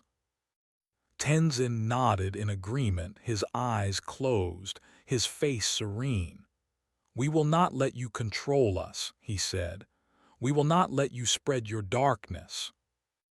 The being glared at them, its eyes filled with hatred. "You fools," it hissed. "You think you can defeat me with your pathetic ideals. You will learn that hope is a lie, that love is a weakness. In the end, all that remains is despair." Suddenly the chamber began to tremble. The cages rattled, the bones within them clattering against the iron bars. The air grew colder, the shadows deeper. "The hermit's prison is collapsing," Kenji said, his voice filled with alarm. "We have to get out of here." Anya knew he was right. They couldn't stay here any longer. The hermit's prison was unstable, on the verge of collapse. If they didn't escape, they would be buried alive. But she couldn't just leave the being in its cage. It was too dangerous. It would eventually find a way to escape, and then it would unleash its evil upon the world. She had to destroy the cage, to ensure that the being could never escape. "Kenji, Tenzin, get out of here," Anya shouted. "I'm going to destroy the cage." "What?" Kenji protested. "Are you crazy? You can't do that, it's too dangerous." "I have to," Anya said. "It's the only way to stop it." She took a deep breath and raised the relic high above her head. She channeled all of her energy into the relic, feeling its power surge through her body. "For the sake of the world," she shouted, "I banish you from this realm." She slammed the relic against the obsidian cage, shattering it into a million pieces. A blinding flash of light filled the chamber, followed by a deafening roar. Anya braced herself for the explosion, closing her eyes and covering her face. She felt a surge of heat, a wave of energy wash over her body. When the light faded, she lowered her hands and stared in disbelief at what she saw. The chamber was gone. The cages, the bones, the being. Everything was gone. She was standing in a vast, empty space surrounded by nothing but darkness. Had she succeeded? Had she destroyed the being, or had she simply unleashed it upon the world? She didn't know. All she knew was that she had to keep going. She had to find a way to stop the evil, no matter what the cost. She turned to Kenji and Tenzin, her face filled with determination. "Let's go," she said. "We have a world to save." Chapter 13. The Labyrinth of Souls. The abrupt transition from the claustrophobic hermit's prison to the vast emptiness was disorienting. Anya, Kenji, and Tenzin stood on what felt like solid ground, yet they were surrounded by an oppressive, all-encompassing darkness. The silence was absolute, broken only by the sound of their own breathing, each inhale a stark reminder of their fragile existence. "Where are we?" Kenji whispered, his voice echoing slightly in the void. "What happened to the hermit's prison?" Anya shook her head, her mind reeling. "I don't know," she said. "I destroyed the cage, but I don't know what happened to the being or to the prison itself." Tenzin closed his eyes, his face serene. "We are in a place between worlds," he said. "A place where the veil between the living and the dead is thin. We have entered the labyrinth of souls." "The labyrinth of souls?" Anya asked. "What is that?" "It is a place where lost souls wander," Tenzin said. "A place where the boundaries of reality blur. It is a dangerous place, filled with illusions and traps." Anya felt a surge of dread. They had escaped one nightmare only to find themselves in another. The labyrinth of souls sounded even more terrifying than the hermit's prison. "How do we get out of here?" Anya asked. Tenzin opened his eyes, his gaze sweeping across the darkness. "We must follow the path," he said. "The path of light. It will lead us to the exit." "What path of light?" Kenji asked, his voice filled with skepticism. "There's nothing but darkness here." Tenzin smiled. "The light is within us," he said. "We must trust our instincts, our intuition. We must follow our hearts." Anya wasn't sure she understood what Tenzin meant, but she trusted him. He had a deep connection to the spiritual world, a sense of knowing that she lacked.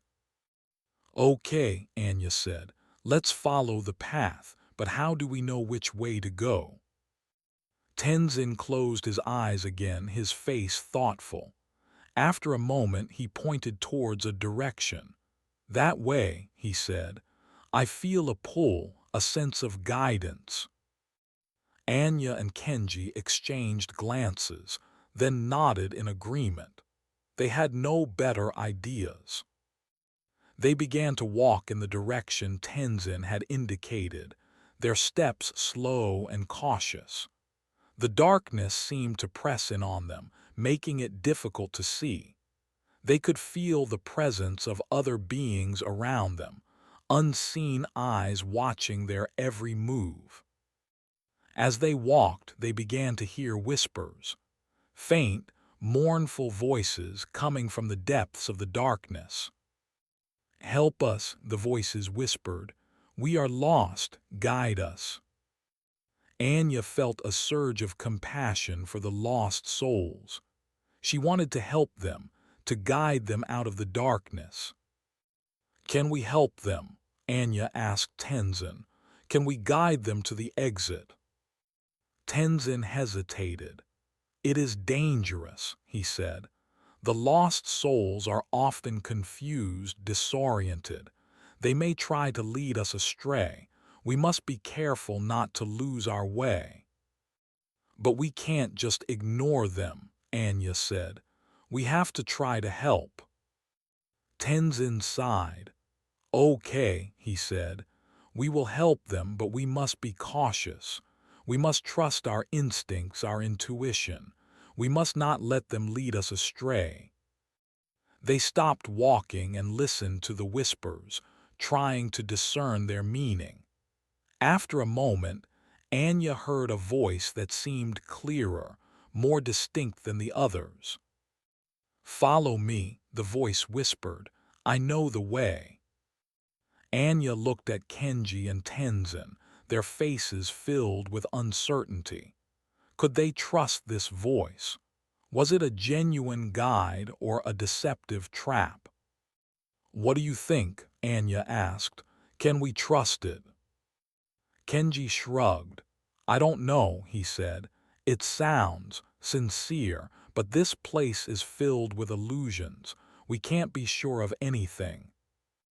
Tenzin closed his eyes, his face thoughtful. After a moment he opened them, his eyes filled with determination. "I feel a sense of purity from this voice," he said. "I believe we can trust it, but we must be cautious. We must be prepared to turn back if it leads us astray." Anya nodded in agreement. They had to take a chance. They couldn't just wander aimlessly through the darkness. "Okay," Anya said. "Let's follow the voice, but we stay alert. If anything feels wrong, we turn back immediately." They began to walk in the direction of the voice, their steps even more cautious than before. The darkness seemed to grow thicker, the whispers louder. They could feel the presence of more lost souls around them, their numbers growing with each step. As they walked, they began to see things. Illusions, mirages, fleeting glimpses of other worlds. They saw beautiful landscapes, filled with lush vegetation and sparkling waters. They saw terrifying creatures lurking in the shadows, their eyes filled with malice. They knew that these were just illusions, tricks of the mind. But they were still unsettling, still capable of preying on their fears and desires. They had to stay focused, to resist the allure of the illusions, to keep their minds fixed on their goal. After what seemed like an eternity, they saw a light in the distance, a faint, shimmering glow beckoning them forward. "The exit!" Kenji exclaimed, his voice filled with excitement. "We're almost there." Anya felt a surge of hope. They were finally going to escape the labyrinth of souls. They quickened their pace, their steps growing lighter with each stride.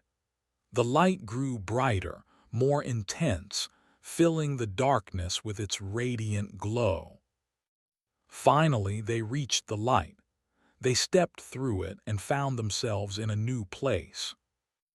A place that was even more terrifying than the labyrinth of souls. Chapter 14: The Frozen Wasteland. The transition was jarring. One moment they were navigating the whispering darkness of the labyrinth of souls. The next they were thrust into a blindingly bright landscape. Anya shielded her eyes, her senses overwhelmed by the stark contrast. As her vision cleared, she gasped. They stood on a desolate, windswept plain, covered in a thick layer of ice and snow. The sky above was a pale, washed-out blue, offering no warmth, no comfort. The wind howled relentlessly, biting at their exposed skin, carrying with it the sting of frozen particles. "Where are we now?" Kenji asked, his voice trembling from the cold. Tenzin closed his eyes, his face grave. "This is the frozen wasteland," he said, "a place of eternal winter, a realm of despair and isolation." Anya shivered, her body struggling to cope with the sudden drop in temperature. They were ill-equipped for this environment, their clothing offering little protection against the elements. "How do we survive here?" Anya asked, her voice filled with concern. "We must find shelter," Tenzin said, "a place to escape the wind to conserve our energy." They scanned the horizon, searching for any sign of refuge. But there was nothing. Nothing but endless stretches of ice and snow, a landscape devoid of life. "There's nothing here," Kenji said, his voice filled with despair. "We're going to freeze to death." "We can't give up hope," Anya said, her voice firm. "We have to keep going. There has to be something out there." They began to walk, their steps slow and labored. The wind howled around them, making it difficult to see, to hear. The ice and snow crunched beneath their feet, a constant reminder of the harshness of their surroundings. As they walked, they began to feel the effects of the cold. Their fingers and toes grew numb, their muscles stiffened. Their faces grew pale, their lips chapped. "We have to find shelter soon," Tenzin said, his voice weak. "I don't know how much longer we can last." They pressed on, their determination fueled by a desperate need to survive. They walked for hours, their bodies aching, their minds growing numb. Just when they were about to give up hope, they saw something in the distance. A dark shape rising from the horizon. "What is that?" Kenji asked, his voice filled with wonder. They quickened their pace, their hearts pounding with anticipation. As they drew closer, they could see that it was a structure of some kind. A tall, imposing edifice constructed from ice and stone. "It's a fortress," Anya exclaimed, her voice filled with excitement. "We've found shelter." They ran towards the fortress, their bodies surging with adrenaline. As they drew closer, they could see that it was more than just a simple shelter. It was a massive, sprawling complex, a fortress of ice and stone that seemed to stretch on for miles. "This is incredible," Kenji said, his voice filled with awe. "Who could have built something like this in a place like this?" They reached the fortress and found a large, imposing gate made of solid ice. The gate was closed, but they could see a faint light emanating from within. "Hello," Anya shouted, her voice echoing through the frozen wasteland. "Is anyone there? We need help." They waited for a moment, but there was no answer. They shouted again, but still there was no response. "Maybe it's abandoned," Kenji said, his voice filled with disappointment. "We can't take that chance," Anya said. "We have to get inside." They tried to open the gate, but it was locked, frozen solid. They tried to break it down, but it was too strong, too durable. We're going to have to find another way in, Anya said. They began to circle the fortress, searching for another entrance. They searched for hours, their bodies growing colder, their hopes dwindling. Just when they were about to give up, they found a small, narrow opening in the wall.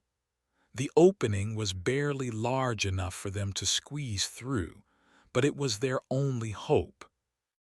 "This is it," Anya said. "We have to try." They squeezed through the opening one by one, their bodies scraping against the cold, rough stone. Finally, they were inside the fortress. They found themselves in a dark, narrow corridor, lit by a single flickering torch. The air was cold and damp, filled with the smell of mildew and decay. "Where are we?" Kenji whispered, his voice filled with apprehension. "I don't know," Anya said, "but I have a feeling we're not alone." Chapter 15: The Ice King's Court. The narrow corridor opened into a vast, cavernous hall. Anya, Kenji, and Tenzin stepped cautiously inside, their eyes widening in astonishment. The hall was breathtaking in its scale and grandeur, despite the chilling atmosphere that permeated every corner. Towering ice sculptures lined the walls, depicting scenes of frozen landscapes and grotesque figures. A massive ice throne dominated the far end of the hall, its surface shimmering with an ethereal blue light.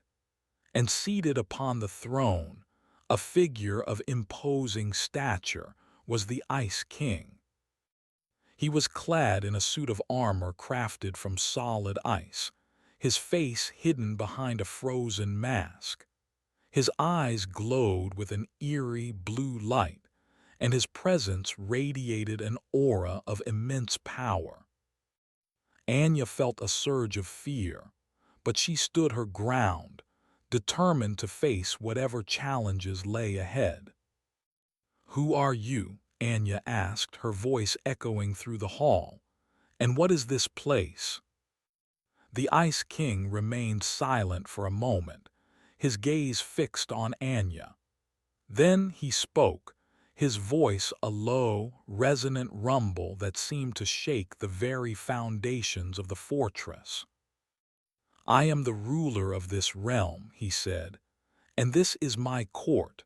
You have trespassed upon my domain. Why have you come here?" "We seek shelter," Anya said. "We were caught in the storm. We need a place to rest, to recover." The Ice King chuckled, a chilling sound that sent a shiver down Anya's spine. "Shelter?" he asked. "You seek shelter in my court. You are bold indeed. But I do not offer charity to strangers. If you wish to remain here, you must earn my favor." "How can we earn your favor?" Anya asked, her voice filled with apprehension. The Ice King paused, his gaze sweeping across Anya, Kenji, and Tenzin. "I have a task for you," he said. "A task that requires courage, skill, and cunning. If you succeed, you may remain in my court as honored guests. If you fail, you will become prisoners, condemned to spend eternity in this frozen wasteland." "What is the task?" Anya asked, her heart pounding in her chest. The Ice King smiled, a slow, predatory grin that made her blood run cold. "There is a creature that dwells within my fortress," he said. "A creature of immense power, a beast of ice and shadow. It has grown unruly, defiant. I want you to capture it, to bring it before me so that I may punish it for its insolence." "What kind of creature is it?" Anya asked, her voice trembling. The Ice King chuckled. "That is for you to discover," he said. "All I will tell you is that it is dangerous, very dangerous, but I have faith in your abilities. I believe that you are capable of capturing it. Or perhaps I am simply curious to see how long you will survive." Anya exchanged glances with Kenji and Tenzin, their faces etched with concern. This was a perilous task, fraught with danger, but they had no choice. They had to accept the Ice King's challenge or face certain death. "We accept your task," Anya said, her voice filled with determination. "We will capture the creature and bring it before you." The Ice King smiled.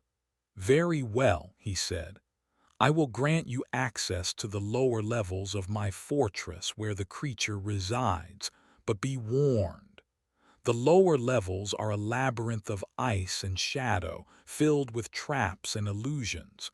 You will need all your skill and cunning to survive. And if you encounter any of my guards, do not hesitate to defend yourselves. They will not show you any mercy." The Ice King clapped his hands, and two figures emerged from the shadows. They were clad in suits of armor made from jagged ice, their faces hidden behind frozen masks. They carried long, icy spears, their tips gleaming with a deadly blue light. "These are my guards," the Ice King said. "They will escort you to the entrance to the lower levels. Follow them and do not stray from their path. Good luck. You will need it." The guards turned and began to walk towards a dark, narrow passage leading off from the hall. Anya, Kenji, and Tenzin followed close behind, their hearts pounding in their chests. They were about to descend into the unknown depths of the Ice King's fortress, to face a creature of unimaginable power. Their journey had only just begun. Chapter 16: The Beast of Frozen Shadows. The icy guards led Anya, Kenji, and Tenzin through a series of increasingly claustrophobic corridors. The grandeur of the Ice King's court was quickly replaced by a sense of oppressive dread. The walls were slick with frost, the air thick with a bone-chilling cold that seeped into their very marrow. The only light came from the guards' icy spears, casting grotesque shadows that danced and writhed around them. The guards moved with an unnerving silence, their icy armor scraping against the walls, a sound that amplified the tension. Anya tried to glean some information from them, but they remained impassive, their frozen masks betraying no emotion. Finally, the guards stopped before a massive, ice-covered door. It was sealed shut, the ice thick and impenetrable. One of the guards raised his spear and plunged it into the door, the ice shattering with a deafening crack. He repeated the process several times, creating a hole large enough for them to pass through.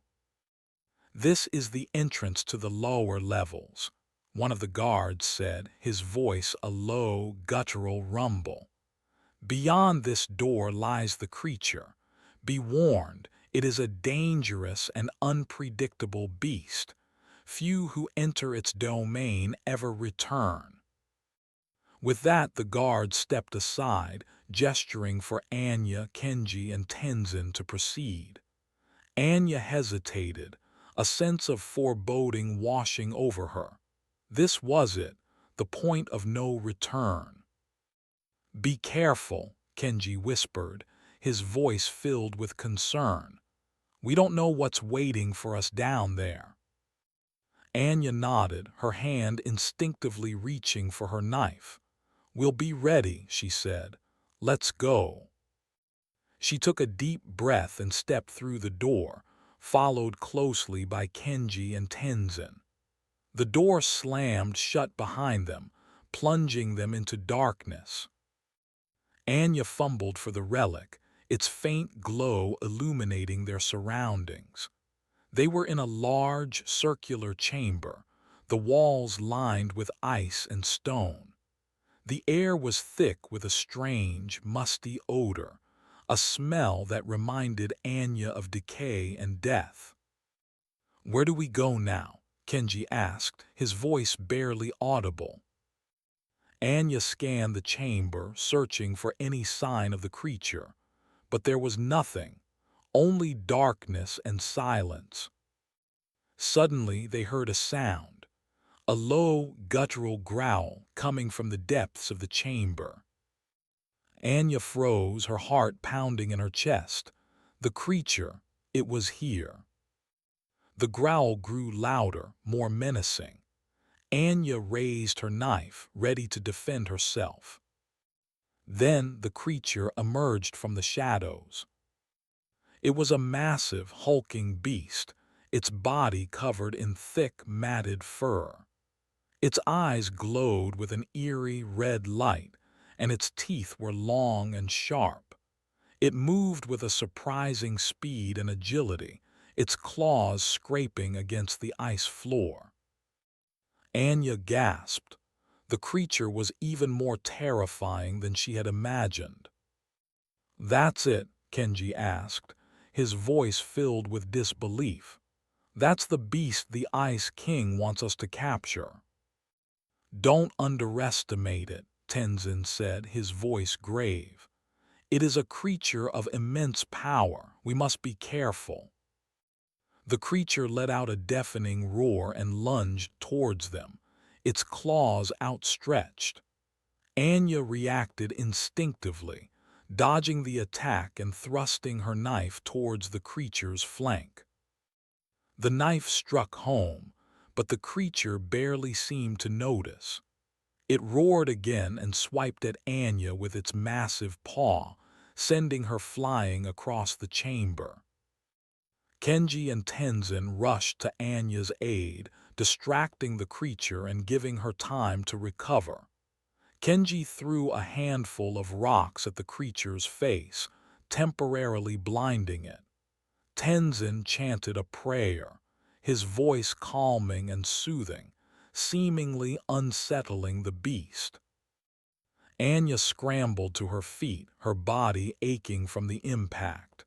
She realized that they were woefully outmatched. The creature was too strong, too fast. They couldn't hope to defeat it in a straight fight. They had to use their wits, to find a weakness, to exploit its vulnerabilities. She looked around the chamber, searching for anything that could give them an advantage. Then she saw it. A series of narrow passages, leading off from the main chamber. Passages that were too small for the creature to follow. "This way," Anya shouted, pointing towards the passages. "We can't fight it head-on, we have to use the tunnels." She turned and ran towards the passages, followed closely by Kenji and Tenzin. The creature roared in frustration and gave chase, its massive body lumbering after them. Anya reached the passages and squeezed through the narrow opening, her heart pounding in her chest. She could hear the creature's roars behind her, growing closer with each passing second. They had managed to evade it, but they knew it was only a temporary reprieve. The creature was relentless, and it would not give up easily. They were trapped in a labyrinth of ice and shadow, hunted by a beast of unimaginable power. Their survival depended on their ability to outsmart it, to find a way to escape its grasp. Chapter 17. Trapped in the Frozen Labyrinth. Anya, Kenji, and Tenzin scrambled through the narrow passages, their bodies scraping against the icy walls. The creature's roars echoed behind them, growing fainter with each twist and turn. But they knew it was still out there, lurking in the shadows, patiently tracking their every move. "This way," Anya shouted, pointing towards a passage that seemed slightly wider than the others. We need to find a place to regroup, to plan our next move." They followed the passage, their steps slow and cautious. The air was thick with a damp, musty odor, and the darkness seemed to press in on them from all sides. Finally, they reached a small, circular chamber. The chamber was dimly lit by a series of glowing crystals embedded in the walls, casting eerie shadows that danced and writhed around them. "This is it," Anya said, her voice barely audible. "We can rest here for a moment, catch our breath." They leaned against the walls, their bodies aching from exhaustion. They were cold, hungry, and afraid. But they knew they couldn't afford to give in to despair. They had to stay focused, to find a way to escape the creature's grasp. "What do we do now?" Kenji asked, his voice filled with concern. "We can't keep running forever. It'll eventually catch up to us." "We need a plan," Anya said. "We need to find a way to turn the tables on it, to trap it, to defeat it." "How?" Kenji asked. "It's too strong, too fast. We can't beat it in a fight." "We don't have to beat it in a fight," Anya said. "We just have to outsmart it." She looked around the chamber, searching for anything that could give them an advantage. Then she noticed something. A series of small holes in the walls, barely large enough to fit her hand. The holes were evenly spaced and seemed to be connected to some kind of mechanism. "What are those?" Anya asked, pointing towards the holes. Tenzin examined the holes closely, his fingers tracing their edges. "I believe these are ventilation shafts," he said. "They are designed to circulate air through the lower levels of the fortress." "Ventilation shafts?" Anya asked, her mind racing. "Could we use them somehow? Could we use them to trap the creature?" Kenji frowned. "I don't know," he said. "They're too small. The creature would never be able to fit inside them." "Maybe not," Anya said. "But what if we could use them to flood the chamber with something? Something that would weaken the creature, that would give us an advantage." Tenzin's eyes widened. "You mean like poison?" he asked. Anya nodded. "Exactly," she said. "If we could find some kind of poison, some kind of toxic substance, we could pump it into the chamber through the ventilation shafts. The creature would be weakened, disoriented. Then we could attack it, defeat it." "But where are we going to find poison?" Kenji asked. "We're in the middle of an ice fortress. There's nothing but ice and stone here." Anya thought for a moment. Then she remembered something. The glowing crystals embedded in the walls. They emitted a strange, eerie light and seemed to be connected to some kind of power source. "The crystals," Anya exclaimed. "What if they're toxic? What if they contain some kind of poisonous substance?" Tenzin's eyes widened. "It's possible," he said. "The Ice King is known for his mastery of dark magic. It's conceivable that he infused the crystals with some kind of magical poison." "Then that's what we'll do," Anya said. "We'll try to extract the poison from the crystals and pump it into the chamber through the ventilation shafts. It's our only chance." They began to examine the crystals, searching for a way to extract the poison. The crystals were hard, brittle, and seemed to be fused to the walls. "How are we going to get them out?" Kenji asked. "We don't have any tools." Anya thought for a moment. Then she had an idea. "The spears!" Anya exclaimed. "The Ice King's guards. Their spears were made of solid ice. If we could find one, we could use it to chip away at the crystals. But how are we going to find a spear? Kenji asked. We left them back at the entrance to the lower levels. We can't go back there. The creature's probably waiting for us. I know, Anya said, but we don't have a choice. We need that spear, we have to risk it. She took a deep breath and looked at Kenji and Tenzin. I'll go, she said. I'm the fastest, the most agile. I have the best chance of getting back there without being seen. No, Kenji said. It's too dangerous. We'll go together, we'll watch each other's backs. Agreed, Tenzin said. We face this danger as a unified front. Anya hesitated, then nodded in agreement. Okay, she said, but we have to be quick, we have to be silent, and if we see the creature, we run, no questions asked. They crept out of the chamber, their steps slow and cautious. The passages were dark, silent, and filled with a sense of impending doom. As they moved, Anya couldn't shake the feeling that they were being watched. It was as if the very walls were alive, their ice surfaces covered in watching eyes. She tried to ignore it, to focus on the task at hand, but the sensation was unnerving, making her skin crawl. Finally, they reached the entrance to the lower levels. The door was still open, the icy guards nowhere in sight, but Anya could hear the creature's roars coming from somewhere deep within the fortress. Quickly, Anya whispered, "Find a spear and let's get out of here." They crept into the chamber, their eyes scanning the shadows. Then they saw them. The spears, lying on the floor, discarded by the icy guards. They rushed towards the spears, their hands trembling with anticipation.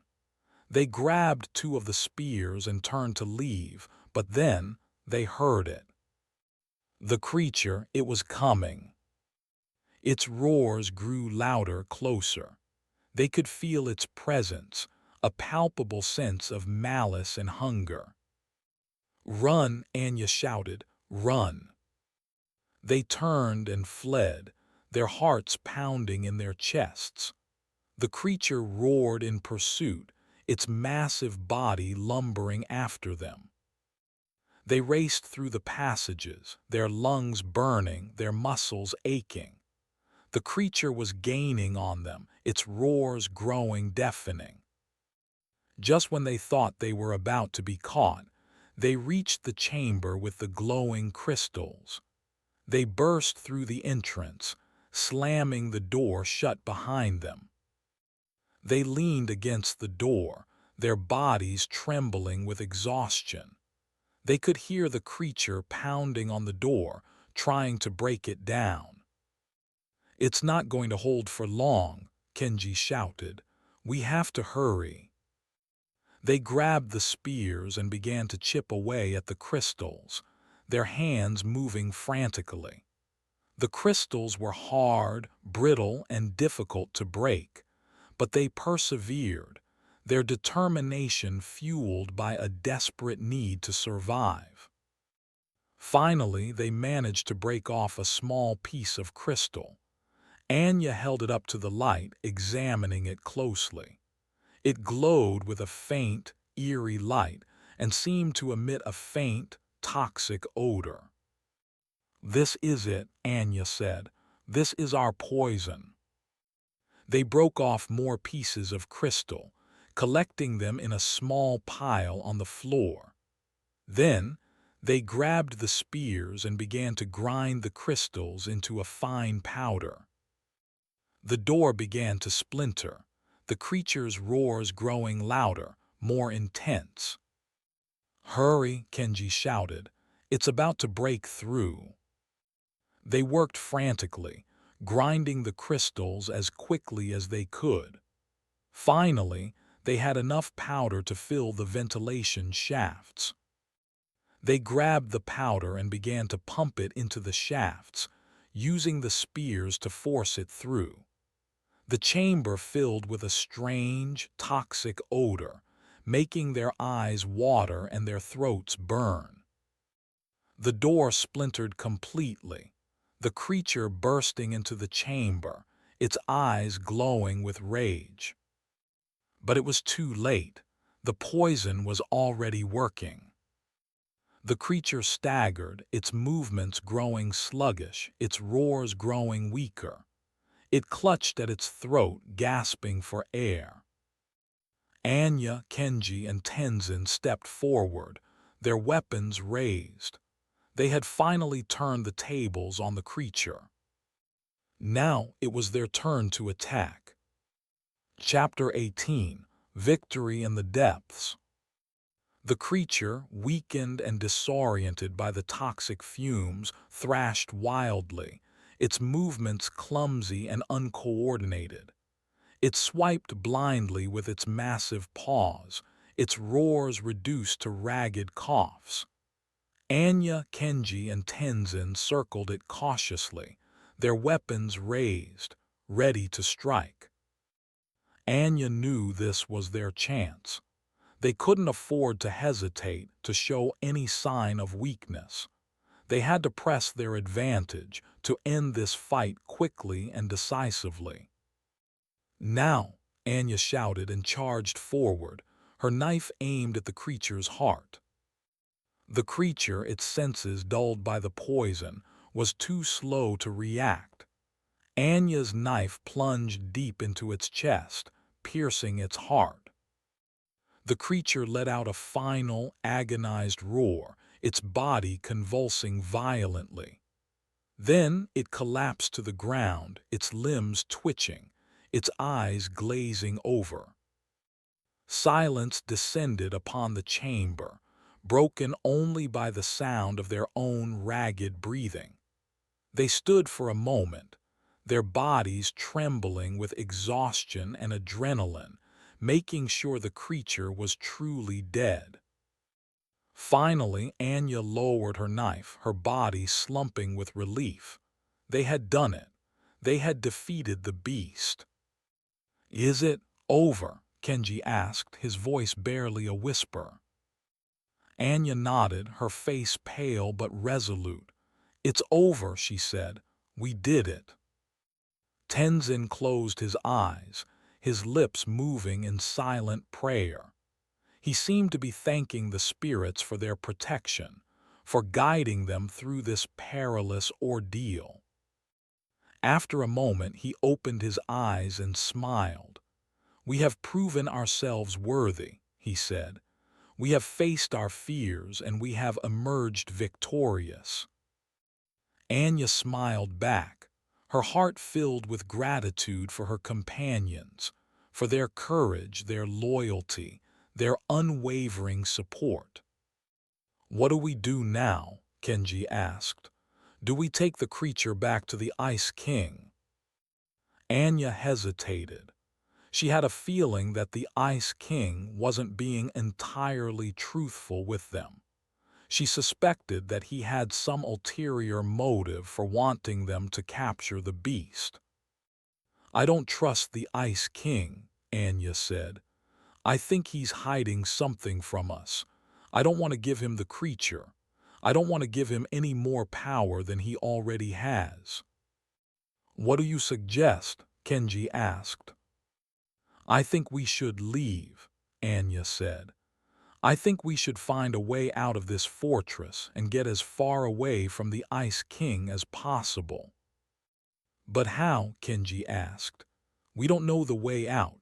We're trapped in this fortress, surrounded by ice and snow." "We'll find a way," Anya said. "We always do.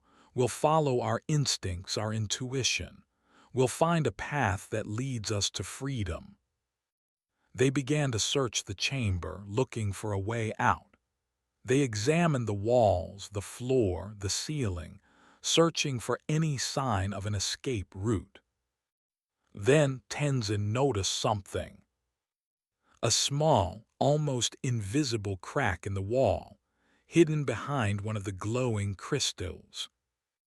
"What's that?" Anya asked, pointing towards the crack. Tenzin examined the crack closely, his fingers tracing its edges. "I believe this is a secret passage," he said. "A passage that leads to the upper levels of the fortress." "A secret passage?" Anya asked, her voice filled with hope. "Are you sure?" Tenzin nodded. "I can feel it," he said. "There is a faint energy flowing through this passage, a sense of guidance. I believe it will lead us to the exit." Anya smiled. "Then let's go," she said. "Let's follow this passage and find our way to freedom." They squeezed through the crack in the wall, their bodies scraping against the rough stone. They found themselves in a narrow, winding passage, lit by a series of flickering torches. The passage sloped upwards, leading them towards the upper levels of the fortress. As they climbed, they could hear the sound of wind howling outside, a promise of the freedom that awaited them. They continued to climb, their hearts pounding with anticipation.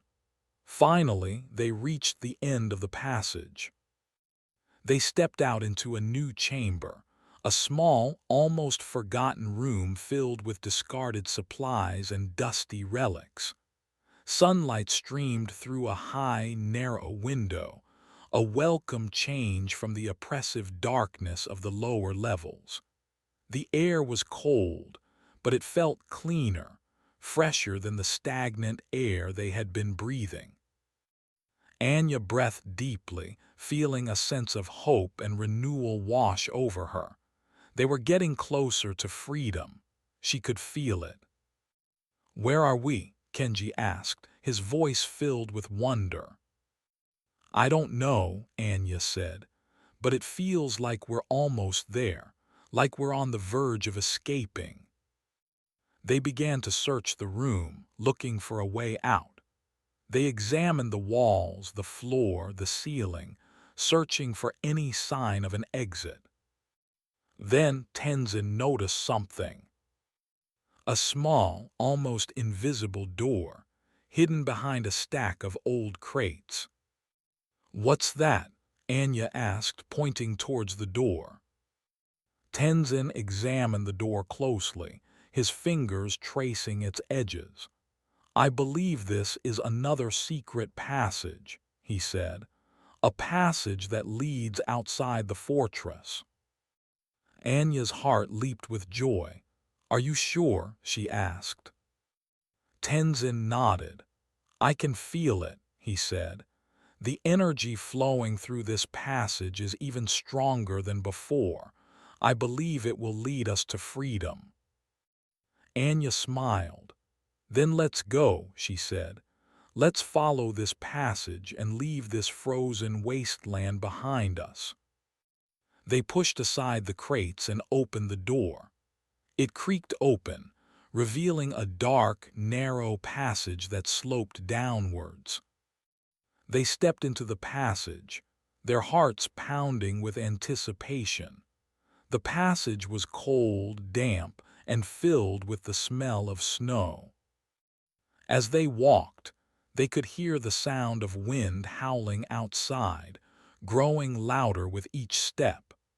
They knew they were getting closer to the outside world, to the freedom they so desperately craved. Finally, they reached the end of the passage. They stepped out into a new place. They stood on a narrow ledge, overlooking a vast, snow-covered landscape. The sun was shining brightly, casting a warm glow on the ice and snow. They had escaped the Ice King's fortress. They were free. Anya looked at Kenji and Tenzin, her eyes filled with joy and gratitude. They had faced their fears, they had overcome their challenges, and they had emerged victorious. "We did it," Anya said, her voice filled with emotion. "We're free." Kenji smiled and threw his arms around Anya, hugging her tightly. "We did it," he said. "We're finally free." Tenzin smiled and nodded, his eyes filled with peace and contentment. "We have learned much on this journey," he said. "We have grown stronger, wiser, more compassionate." Anya looked at the landscape before them, a vast expanse of ice and snow that stretched as far as the eye could see. She knew that their journey was far from over. There were still many challenges ahead. But she wasn't afraid. She had Kenji and Tenzin by her side, and together they could face anything. They turned and began to walk away from the Ice King's fortress, their steps filled with purpose and determination. They were leaving behind the frozen wasteland and heading towards a new adventure, a new chapter in their lives. The Ice King's quest was over, but their true journey was just beginning. What lay ahead was still unknown, a misty canvas of potential dangers and discoveries. Chapter 19: The Dawning Horizon. The journey away from the Ice King's fortress was arduous. The frozen landscape offered little sustenance, and the biting wind tested their endurance. Yet, a newfound lightness filled their steps, a sense of accomplishment and the promise of a world beyond the eternal winter. Anya, Kenji, and Tenzin walked with a purpose, their bond forged stronger by the trials they had faced. After days of relentless travel, the terrain began to change. The endless white expanse gave way to patches of hardy vegetation, a welcome sign of life returning to the land. The air grew milder, the wind less harsh. Hope bloomed in their hearts, a beacon guiding them towards a warmer, brighter future. Finally, they reached the edge of the frozen wasteland. Before them lay a valley, bathed in the golden light of the setting sun. A river snaked through the valley floor, its waters sparkling like liquid gold. Lush green meadows stretched out on either side, dotted with wildflowers and grazing animals. "We made it," Kenji whispered, his voice filled with awe. "We actually made it." Tenzin smiled, his eyes filled with peace. "The cycle of seasons continues," he said. "Even in the darkest of winters, spring always returns."